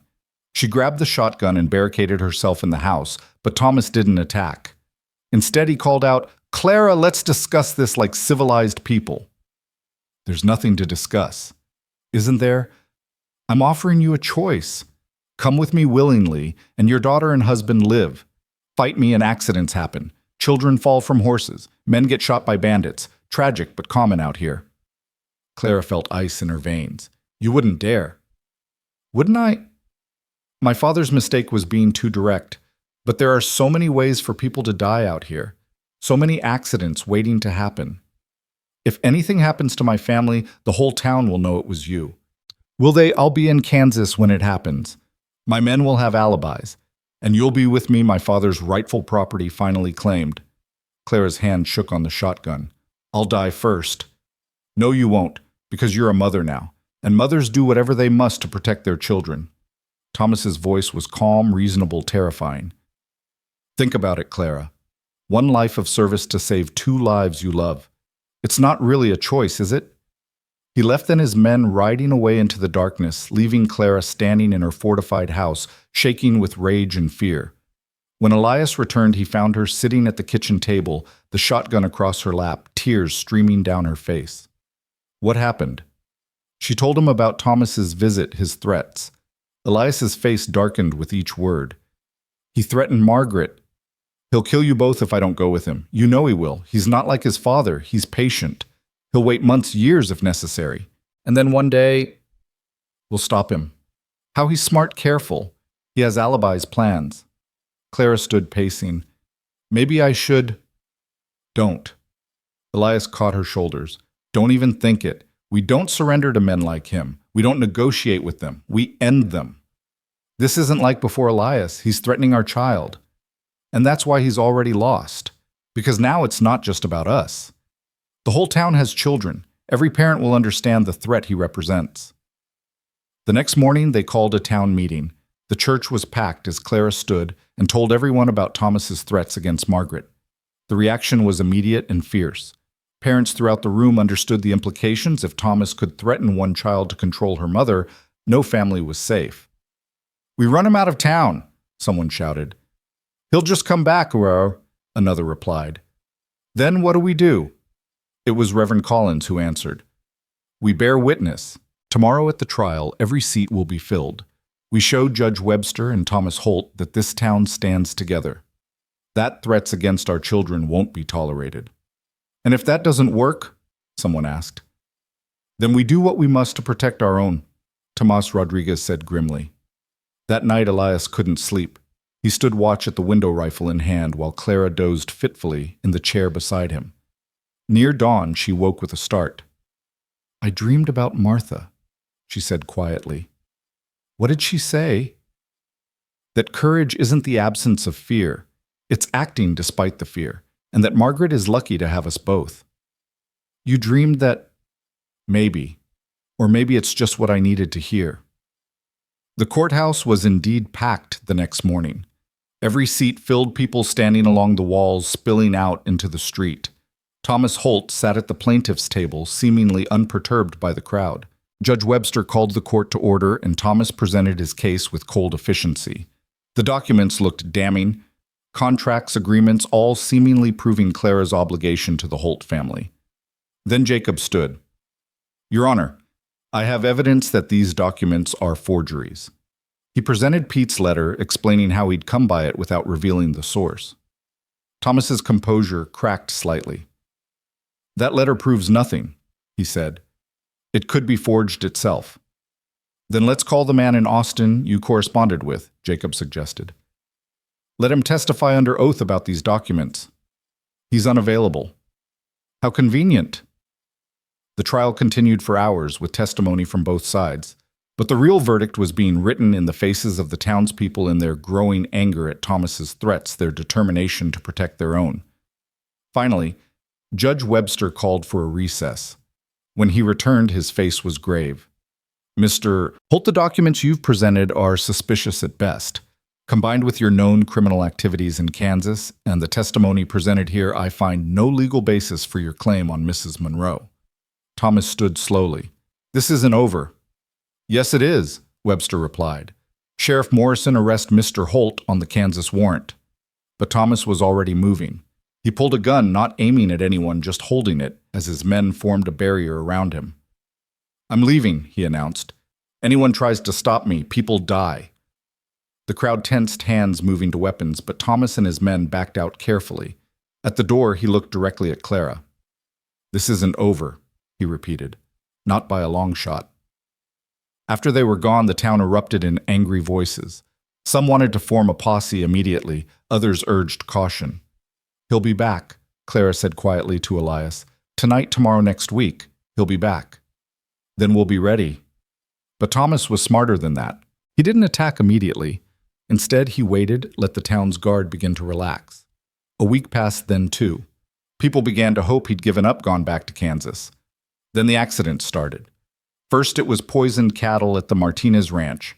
Then a suspicious fire at the general store, though it was caught in time. No one could prove Thomas was involved. He was seen in San Antonio when both incidents occurred. But everyone knew. He's trying to turn the town against us, Clara said. Make them think protecting us isn't worth the cost. It's not working, Sarah assured her. If anything, it's making people angrier. But the strain was showing. Parents kept their children close. Men patrolled in shifts.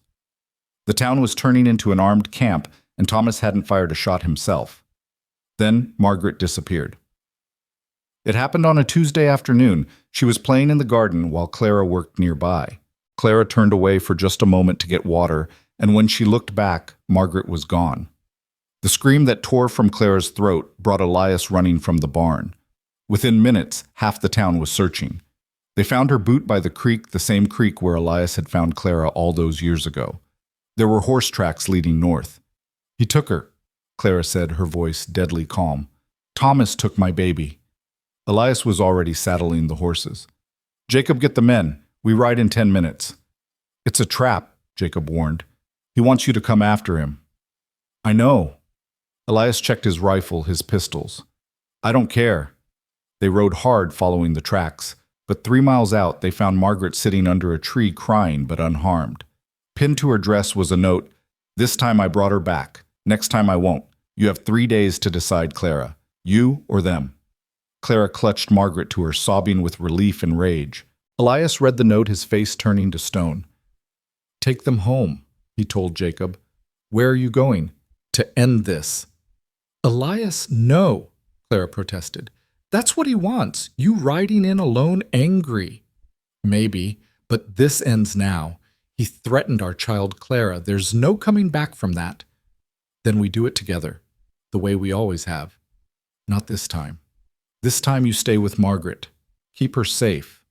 He touched Clara's face gently. Trust me. But Elias didn't ride after Thomas. Instead, he went to see Robert Holt. I need your help, he said simply. Robert studied him. To kill my nephew. To stop him before he destroys everything, including himself.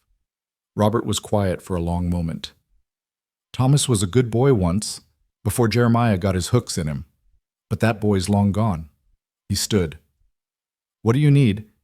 Together they hatched a plan. Robert would arrange a meeting with Thomas, claiming he wanted to discuss the family legacy. Thomas, always eager for allies, and the family agreed. They met at the old Holt ranch abandoned since Jeremiah's arrest. Thomas came with 3 men. Robert came alone, or so it appeared. Uncle, Thomas greeted him. Finally ready to reclaim what's ours. I'm ready to end this madness, Robert replied. You're destroying the Holt name. I'm restoring it. By threatening children, by becoming worse than your father. Thomas's face hardened. My father was weak. He let emotion control him. I don't have that flaw. No, you have a worse one. You've forgotten you're human. That's when Elias stepped out along with Jacob Tomas and a dozen other men. Thomas's hand went to his gun, but he was surrounded. It's over, Thomas, Jacob said. Surrender now and you'll get a trial. Keep fighting and you'll get a grave. Thomas looked around at the armed men calculating odds. Then he smiled a cold, empty expression. You think you've won. You think killing me ends this? There will always be men like me and my father, men who take what they want because they can. Maybe, Elias said, but not here, not in our town, not with our families. Thomas went for his gun. He was fast, but not fast enough. 3 shots rang out simultaneously from Elias, Jacob, and Robert. Thomas fell his gun, never clearing the holster. As he lay dying, Thomas looked at his uncle and brother. You chose them over family. We chose right over wrong, Jacob said quietly. We chose the family we built over the family we were born into, Robert added. Thomas died with that look of cold calculation still in his eyes, never understanding that power without love was just emptiness. His men surrendered without a fight, and Sheriff Morrison took them into custody.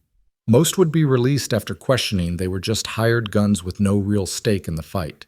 When Elias returned home, he found Clara and Margaret in the garden, planting new flowers, where the old ones had been trampled during the search. Is it over? Clara asked. Thomas is dead. His men are arrested or scattered. Clara nodded, no joy in her expression, just weary relief.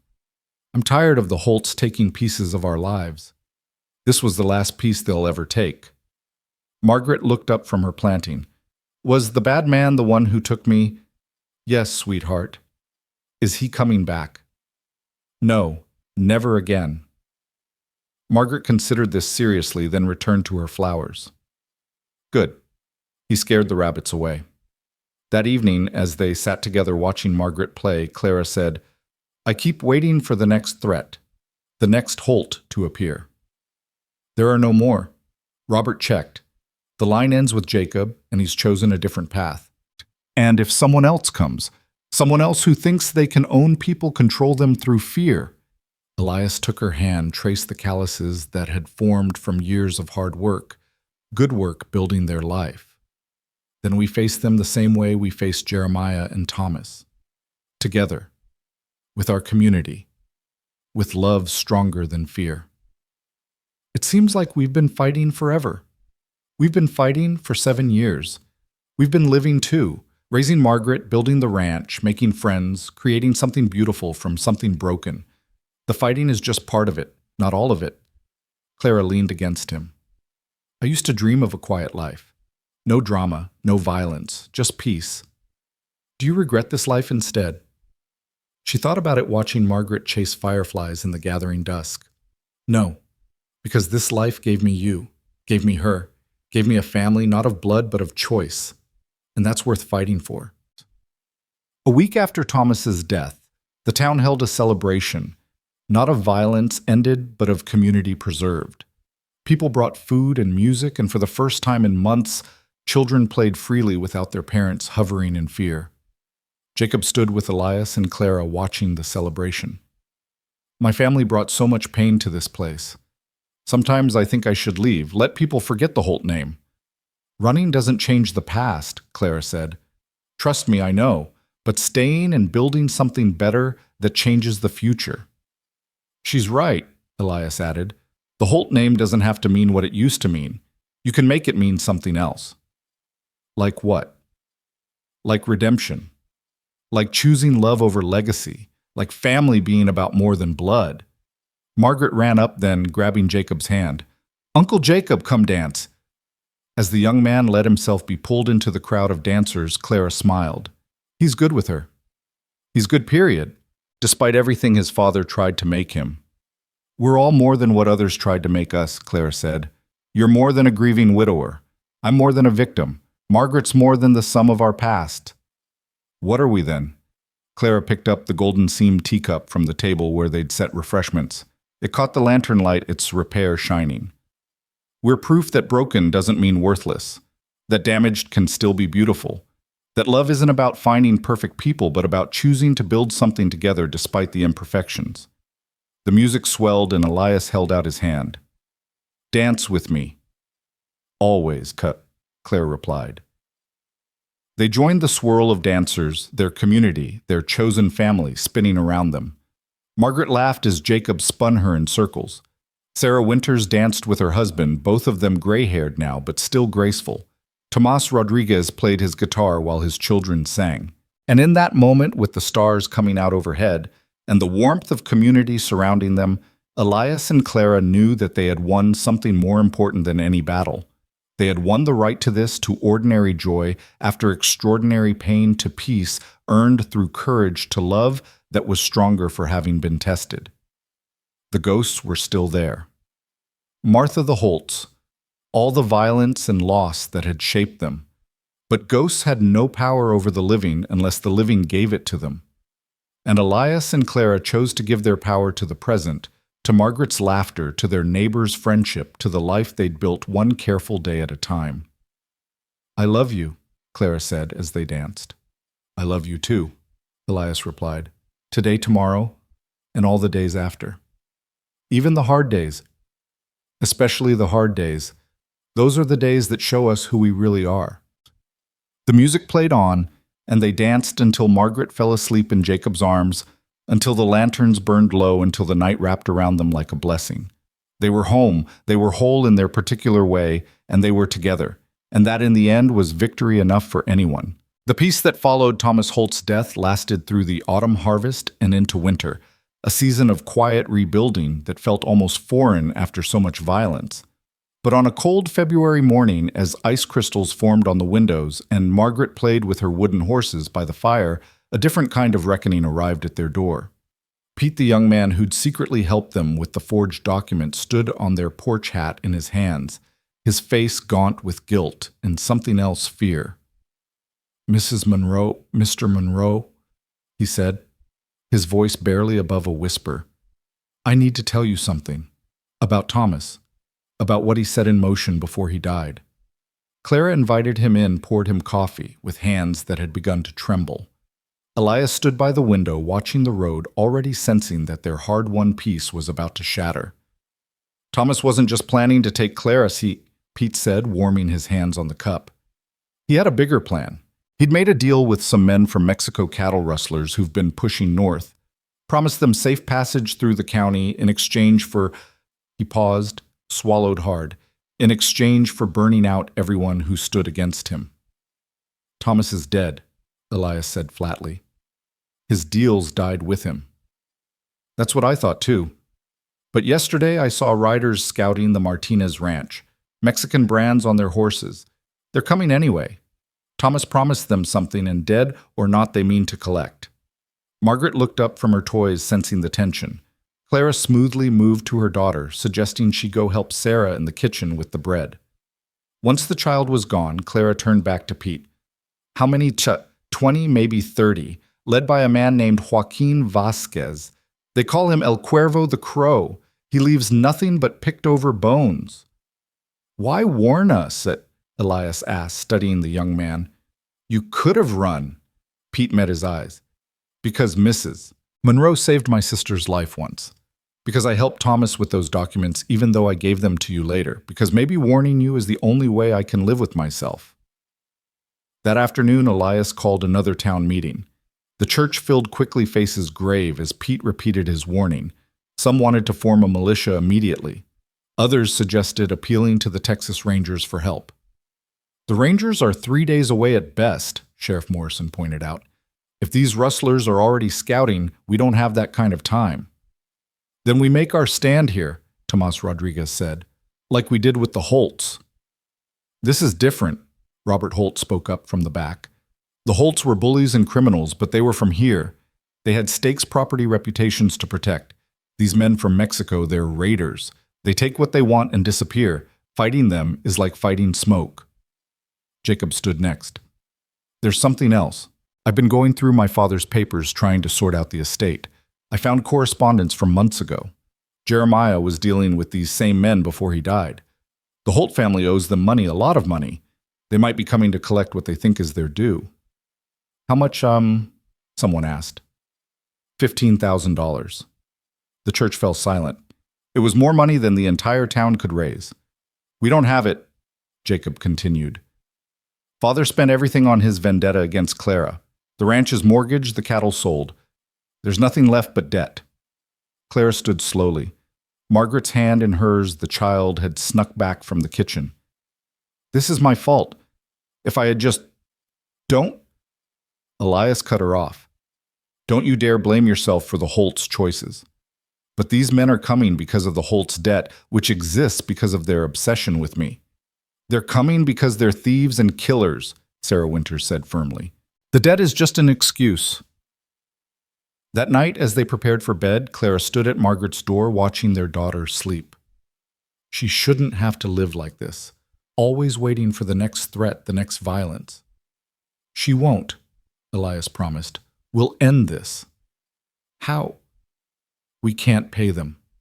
We can barely fight them. And even if we win, what's to stop the next group of raiders? The next threat? Elias was quiet for a moment, then said, maybe it's time to stop just defending. Maybe it's time to take the fight to them. The next morning, he rode out with Jacob and 5 other men heading south toward the border. They were looking for Joaquin Vasquez's camp, hoping to negotiate or at least understand what they were facing. They found signs of the raiders' presence, burned-out homesteads, scattered cattle, the fear in the eyes of the few settlers they encountered. But El Cuervo himself remained elusive. It was near sunset when they finally encountered the raiders' scouts, 3 men watering their horses at a stream. The confrontation was brief but tense. We're looking for Joaquin Vasquez, Elias said in Spanish, his hand near his gun but not on it. One of the scouts, a scarred man with cold eyes, laughed. El Cuervo doesn't come to gringos. Gringos come to El Cuervo, usually screaming. Tell him Elias Monroe wants to talk, about the Holt debt. The scout's expression changed. You're the one who killed the Holts. I killed Thomas. His father died by law. Debt is dead, but the debt lives. You have our money. I have a proposition. The scout considered, then nodded to one of his companions who rode off toward the south. We wait. If El Cuervo wants to talk, he'll come. If not, he shrugged the gesture, saying everything. 2 hours later, as full dark settled over the landscape, Joaquin Vasquez arrived with a dozen men. He was not what Elias expected, a small, neat man with intelligent eyes and an educated manner. He could have been a school teacher or a clerk, except for the pair of pistols he wore and the way his men watched him with a mixture of fear and reverence. Mr. Monroe, he said in accented but clear English, the man who stood against the Holts. I heard the story even in Mexico. Very romantic. The lonely rancher saves the beautiful woman, like a ballad. I'm not here to discuss ballads. No pity, I enjoy a good story, but very well business. The Holts owed me $15,000 for services rendered. Cattle, I helped them move men I provided for their various schemes. The debt passes to the estate. There is no estate, Jacob said. Everything's gone. Joaquin studied him. The youngest Holt, the one who betrayed his father. Interesting. He turned back to Elias. If there's no money, then I take payment in other ways. Land, cattle, women. Elias's hand moved to his gun, but Joaquin raised a finger. Please. I'm not a barbarian, I'm a businessman, but a debt is a debt. If the Holts can't pay, then the town that benefited from their downfall must. The town owes you nothing. No. They took Holt land. Holt cattle divided it among themselves after the trial. They profited from the family's fall. That makes them liable. That's not how law works. Joaquin smiled. I don't follow your law, Mr. Monroe. I follow an older law, the law of debt and payment, blood and gold. Then name your price. What will it take to clear this debt and leave the county in peace? The Mexican considered. $15,000 or... He paused, his eyes glinting. The woman, Clara. She's what the Holts wanted, what they died for. Their obsession becomes payment for their debt. Elias went very still. Jacob started to speak, but Elias raised a hand. Clara is my wife. She's not property to be traded. Everything is property to someone, Mr. Monroe. The only question is the price. There is no price. Not for her. Then you have 1 week to raise $15,000. After that, I take what I'm owed however I can. Joaquin mounted his horse. 1 week, Mr. Monroe. Use it wisely. As they rode back toward town, Jacob said, we could try to raise the money, sell everything. The entire town couldn't raise that much, one of the other men said. Not in a week, not in a month. Then we fight, another suggested. 30 professional raiders against townspeople. Jacob shook his head. It would be a massacre. Elias was silent, his mind working through possibilities, each more desperate than the last. When they reached the ranch, he found Clara waiting on the porch, Margaret asleep in her arms. What happened? He told her everything. When he mentioned Joaquin's offer to take her as payment, her face went white, then red with anger. I'm so tired of men thinking they can own me, she said quietly, but there was steel in her voice. He'll never touch you. I'll die first. No, Clara said firmly. No more dying for me. No more killing for me. There has to be another way. That night, unable to sleep, Clara walked to Martha's grave. She'd done this often over the years, finding comfort in the quiet conversations with the woman she'd never met but felt she knew. I'm scared, she said to the headstone. Not for myself, but for them. For Elias and Margaret, for what they might lose because of me. The wind stirred the grass, and for a moment Clara could almost imagine a response, a gentle presence that seemed to say, you're not the cause, you're the catalyst. There's a difference. When she returned to the house, she found Elias at the kitchen table, the golden seam teacup in his hands. Couldn't sleep either, she asked. I keep thinking about what Joaquin said, about older laws, about debt and payment, and also all us thoughts. What if we offered him something else? Not money, not people, but something valuable enough to clear the debt. What could be worth $15,000? Elias set down the cup carefully.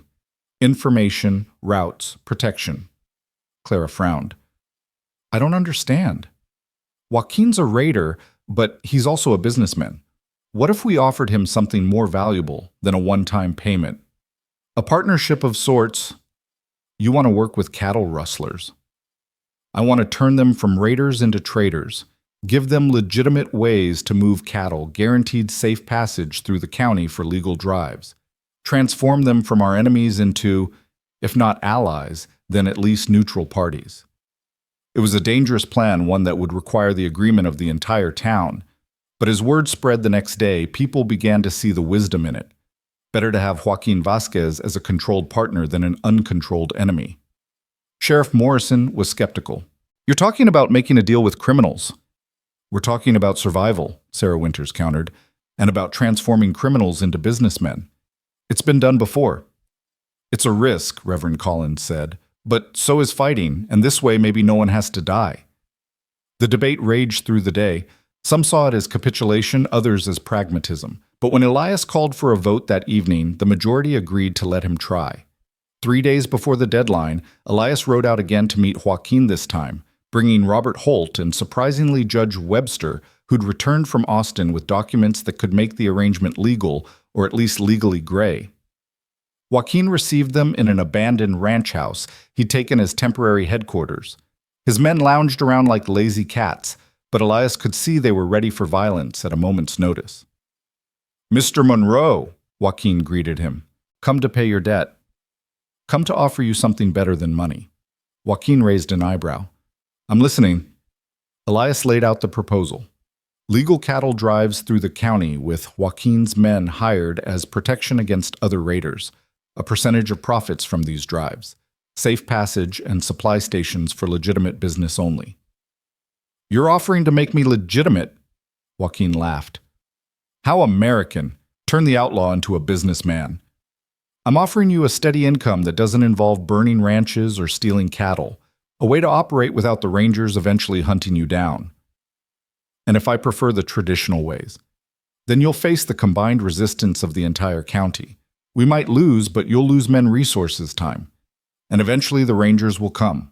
They always do." Joaquin was quiet for a long moment, studying the documents Webster had prepared. "This is interesting, but it doesn't clear the current debt." "The debt dies with this agreement," Robert Holt said. "As the last legitimate Holt with any claim to the estate, I'm forgiving it in exchange for your cooperation." "You don't have the authority." "I have more authority than anyone else," Robert interrupted. "And I'm willing to put my own land as surety for the first year of the arrangement. If it fails, you get my ranch." Joaquin looked between them, calculating. "And the woman, Clara, is not part of any negotiation," Elias said flatly. "A pity. She must be remarkable to inspire such devotion." Joaquin stood walk to the window. "Your proposal has merit, but I need a guarantee, something to ensure you won't betray this agreement once I've committed to it." "What kind of guarantee?" "An exchange. One of yours stays with us for 6 months. If the agreement is broken, they pay the price." "Absolutely not," Elias said immediately. "I'll do it." Jacob Holt stepped forward. Everyone turned to stare at him. They hadn't even known he'd followed them. "Jacob, no," Robert protested. "It makes sense," Jacob said calmly. "I'm a Holt. The debt is my family's. If anyone should guarantee this agreement, it's me." Joaquin smiled slowly. "The youngest Holt offering himself as hostage. How poetic. Your father would roll in his grave." "My father is dead. His ways died with him. This is about the future." "Jacob, you can't," Elias said. "Clara would never forgive me." "Clara would understand." Jacob interrupted. "She knows about choosing to stand for something, about sacrifice for the greater good." Joaquin extended his hand. "We have a deal. Young Holt stays with us for 6 months. The agreement begins immediately. If either side breaks faith," he shrugged. "Well, let's hope it doesn't come to that." The ride back to town was somber. Jacob rode with them as far as the ranch where Clara was waiting. When she heard what he'd agreed to, tears filled her eyes. "You foolish, brave boy," she said, pulling him into a fierce hug. "You don't owe us this." "I owe this town everything," Jacob replied. "You showed me I could be better than my blood. This is my chance to prove it." Margaret ran out then, throwing her arms around Jacob's legs. "Uncle Jacob, you're back." He knelt down to her level. "I have to go away for a while, little one, but I'll be back." "Promise." "I promise." As Jacob rode away with 2 of Joaquin's men who'd come to collect him, Clara stood beside Elias watching until they disappeared over the horizon. "He'll be all right," Elias said, though uncertainty colored his voice. "He has to be," Clara replied. "We've lost too much to lose him, too." The arrangement with Joaquin worked better than anyone expected. Within a month, the first legitimate cattle drive passed through with former raiders serving as guards against actual rustlers. The town was wary but began to see the benefits as money flowed in from the percentage agreements. Sarah Winters was the first to suggest expanding the arrangement.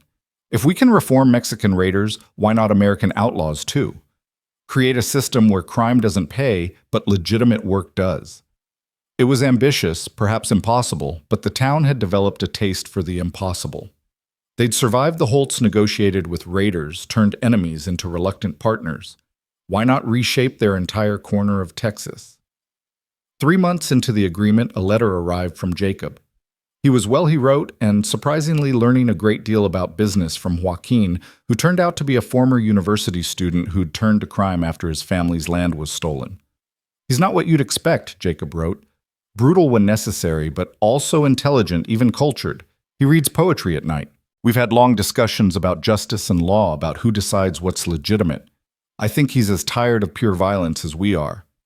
This arrangement might become more than just a temporary truce.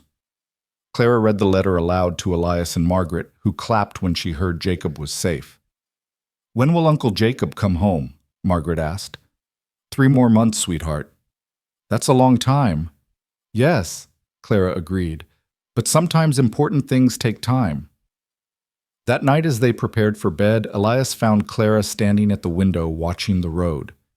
You're worried about him. He's become like a brother to me. To lose him now after everything. We won't lose him. Joaquin's many things, but he keeps his word. It's the only currency that matters in his world. I know, it's just, when does it end, Elias? When do we get to just live without watching the horizon for the next threat? Elias pulled her close. Maybe never. Maybe that's what life is, one threat after another with moments of peace between. But look what we've built despite that. A family, a community. Understanding between former enemies. Is it enough? It has to be. A month before Jacob was due to return, Joaquin himself came to town. He rode in alone, which was either supreme confidence or a gesture of trust. He asked to meet with Elias and Clara specifically. They received him on their porch, Margaret playing nearby but within sight. Joaquin watched the child for a moment, something unreadable in his expression. She's beautiful, he said. You're fortunate. We know, Clara replied, her tone neutral but watchful. I had a daughter once, Joaquin said unexpectedly, before I became El Cuervo. She died when American raiders burned our village. She would be about your Margaret's age now. The confession hung in the air, humanizing the man they'd seen as a pure threat. I'm sorry, Clara said, and meant it. Joaquin nodded. I came to discuss the agreement. It's been profitable for both sides. I propose we extend it, make it permanent, with some modifications. What kind of modifications? Elias asked. I want to buy land here, legally. Establish a legitimate base for the cattle operations. Some of my men want to settle down, have families. They're tired of running. It was a stunning proposal. Former raiders becoming citizens, outlaws becoming neighbors. The town won't accept it easily, Elias warned. Change is never easy, but your town has already proven capable of extraordinary change. You accepted Clara when the Holts would have enslaved her. You stood against power when it was corrupt. You negotiated with raiders when others would have fought to mutual destruction. Perhaps you can accept former enemies as future neighbors. And Jacob, Clara asked, what about him? He returns as agreed. In fact, he's been valuable to our operations. He has a good head for business, better than his father ever did. I'd like to continue working with him if he's willing, as a partner, not a hostage. After Joaquin left, Elias and Clara discussed the proposal late into the night. It was risky, potentially explosive, but it was also an opportunity to build something unprecedented, a community where former enemies could become allies, where the cycle of violence could finally break. The town meeting about Joaquin's proposal was the most contentious yet. Voices raised arguments, erupted old fears, battled new possibilities. But in the end, it was Margaret who swayed the vote. She'd been sitting quietly with Clara, but suddenly stood and walked to the center of the church. Why are you all so angry? She asked in her clear child's voice. Mama says we should forgive people who want to be better. Papa says being strong means helping others be strong too. Why can't the scary men become not scary men if they want to?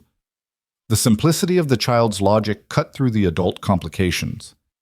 Reverend Collins was the first to speak after. From the mouths of babes, he said softly. Perhaps we're overthinking this. The question isn't whether they were our enemies, but whether they can become something else. The vote was close, but the proposal passed. Joaquin and his men could purchase land, settle in the county, become part of the community they'd once threatened to destroy. Jacob returned exactly 6 months after he'd left riding in with Joaquin and several of his men who were coming to look at land. The reunion was emotional. Margaret leaped into his arms, Clara wept openly, and even Elias had to clear his throat several times. "You've grown," Clara said, studying him, and he had not physically but in bearing and confidence. "I've learned a lot," Jacob said, "about business, about leadership, about choosing your own path regardless of where you come from." That evening, they held a feast at the ranch. Former enemies sat at the same table, townspeople, Jacob, even some of Joaquin's men who'd come to scout for land. It was awkward at times, tense at others, but it was also something new being born. "Your husband is either a visionary or a fool," Joaquin said to Clara as they watched Elias teaching some of the Mexican children how to rope cattle. "Both probably," Clara replied. "But that's what I love about him." "And you? The woman who started all this? What are you?" Claire considered. "I'm proof that you can't own people, that freedom is worth fighting for, that broken things can be mended stronger than before." She showed him Martha's teacup with its golden repair. Joaquin studied it carefully. "Kintsugi," he said, surprising her.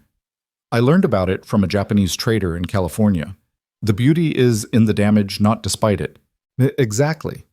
Your whole town is kintsugi now, broken by violence, repaired with something stronger than what was there before." As the evening wore on, Clara found herself standing apart, watching the gathering. Elias joined her, slipping his arm around her waist. "Regrets?" he asked. "Never. You. How could I regret anything that brought us here? Even the pain, the deaths, the fear. Even that. Because look what grew from it." He gestured to the scene before them. Margaret playing with Mexican children. Jacob discussing cattle prices with former raiders. Sarah Winters teaching Joaquin's men's wives how to preserve food for the Texas heat. "We did something impossible," Clara said wonderingly. "We did something necessary. We chose to break the cycle." That night, after everyone had gone, they sat on their porch as they did every evening, watching the stars emerge. Margaret had fallen asleep in Elias's lap, worn out from playing. The golden-seamed teacup sat on the table between them, catching the lamplight. "Do you think Martha would approve?" Clara asked. "Of all this, of us?" "I think," Elias said slowly, "that Martha would be proud. She always believed in redemption, in second chances. She would have loved you for your courage. She would have loved what we've built. I wish I could have known her." "You do know her. Every kind thing we do, every chance we give someone to be better, every time we choose love over fear, that's Martha's legacy as much as mine."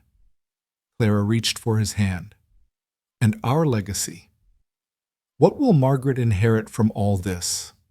A world where being broken doesn't mean being worthless, where enemies can become allies, where a woman's worth isn't determined by who claims to own her, where courage isn't the absence of fear but acting despite it." That's a lot for one little girl to carry. She won't carry it alone. She has us, the town, even Jacob, and maybe someday some of Joaquin's settlers' children as friends. She'll grow up in a world we fought to make possible. A year later, the transformation was remarkable. Former raiders worked alongside born Texans on cattle drives. The town had grown by a third with new businesses, new families, new possibilities.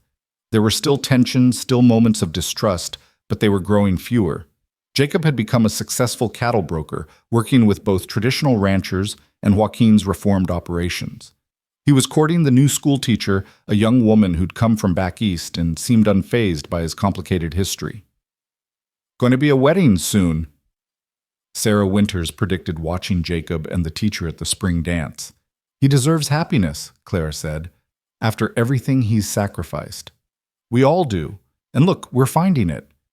The dance was held in the new community center built with profits from the cattle partnerships. Anglos and Mexicans danced together, not easily, not without occasional friction, but they danced. Children played without regard for the history their parents carried.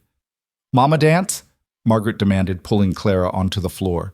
At 8 years old, she was tall for her age, with Elias's steady gaze and Clara's fierce spirit.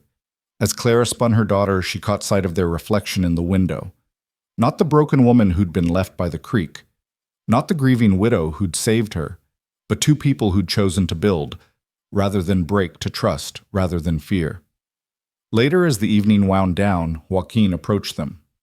He was grayer now, his former danger tempered into gravitas. "I'm returning to Mexico," he announced. "My business here is established, my men settled. It's time I faced my own ghosts." "Will you come back?" Elias asked. "Perhaps. Or perhaps my story ends where it began, with an attempt at redemption." He looked at Clara. "You showed me it was possible. To change. To choose differently." "We all showed each other," Clara corrected. "That's how community works." Joaquin smiled, a real smile that transformed his face. "Take care of young Holt. He's becoming the man his father never could be, son." After he left, Clara and Elias stood together watching the last dancers.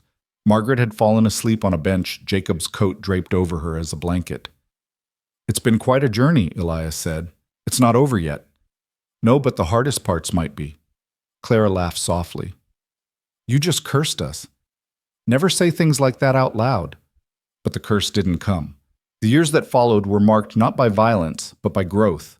The town became known throughout Texas as a place where the impossible happened, where enemies became neighbors, where broken people rebuilt themselves, where the cycle of violence had been broken through choice and courage. Margaret grew up strong and free, never knowing what it meant to be considered property. She became a teacher like the woman Martha had been, carrying forward the legacy of education and transformation. Jacob married his school teacher and had 3 children, raising them with the lessons he'd learned about choosing your own path. He never forgot the 6 months he'd spent as a hostage, often saying it was there he'd learned who he really was. Some of Joaquin's men became leading citizens, their children growing up Texan, the old divisions blurring with each generation. Others moved on, but they carried with them the knowledge that change was possible. And at the heart of it all, Elias and Clara continued their quiet life, tending their ranch, their garden, their community. They were the steady center around which transformation revolved. Proof that love could indeed conquer fear, that broken things could be made beautiful. On their 20th wedding anniversary, the town threw them a surprise celebration. The church was packed with faces that told the story of all they'd overcome. Former enemies, now friends, children who existed because their parents had chosen cooperation over conflict, a community that had redefined itself through courage. Jacob stood to speak his own children, listening from the front row. Elias and Clara Monroe showed us that we don't have to be prisoners of our past, that we can choose who we become, that love, real love, isn't about possession, but about liberation. Sarah Winters, ancient now but still sharp, added, "They taught us that standing up to evil isn't enough.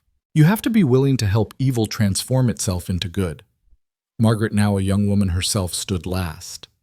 "My parents gave me the greatest gift any child can receive, a world made better by their courage. A world where a woman's worth isn't questioned, where former enemies can become family, where broken doesn't mean worthless." She held up Martha's teacup, still beautiful with its golden seams. "This cup belonged to my father's first wife, Martha. My mother repaired it with gold, making it more beautiful for having been broken. That's what my parents did with our whole community.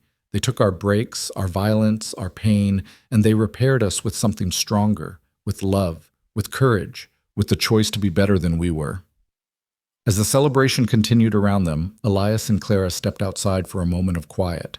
The stars were bright overhead, the same stars that had witnessed their first meeting by the creek, their stand against the Holts, their negotiation with raiders, their transformation of a community. "Any regrets?" Elias asked, as he did every anniversary. "Only one," Clara said, and he looked at her in surprise. "I wish we'd had more time. Another lifetime or two to love each other, to build together. Maybe we will. Maybe this is just our first lifetime together." "I'd like that," Clara said, leaning into him. "Though next time, maybe with less violence." "Deal. Next lifetime we meet at a church social. I ask you to dance. We court properly. No raids, no ransoms, no violent families." "Sounds boring," Clara laughed. "Sounds perfect," Elias countered. They stood there, two people who'd found each other in violence but built their love in peace, who'd taken their broken pieces and created something whole. Inside their community celebrated the impossible community, the one that shouldn't exist but did, because two broken people had chosen to stand rather than run, to love rather than fear, to build rather than destroy.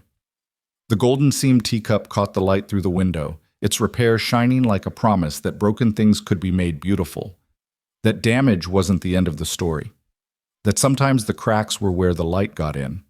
And in that light, in that choice, in that stand, they had found not just survival, but triumph, not just love, but transformation, not just a life, but a legacy that would echo through generations. As they walked back into the celebration hand in hand, Margaret called out, "Mama, Papa, come dance!" And they did, spinning together in the middle of their transformed world, proof that love could indeed conquer all, one careful, deliberate, golden-seamed choice at a time.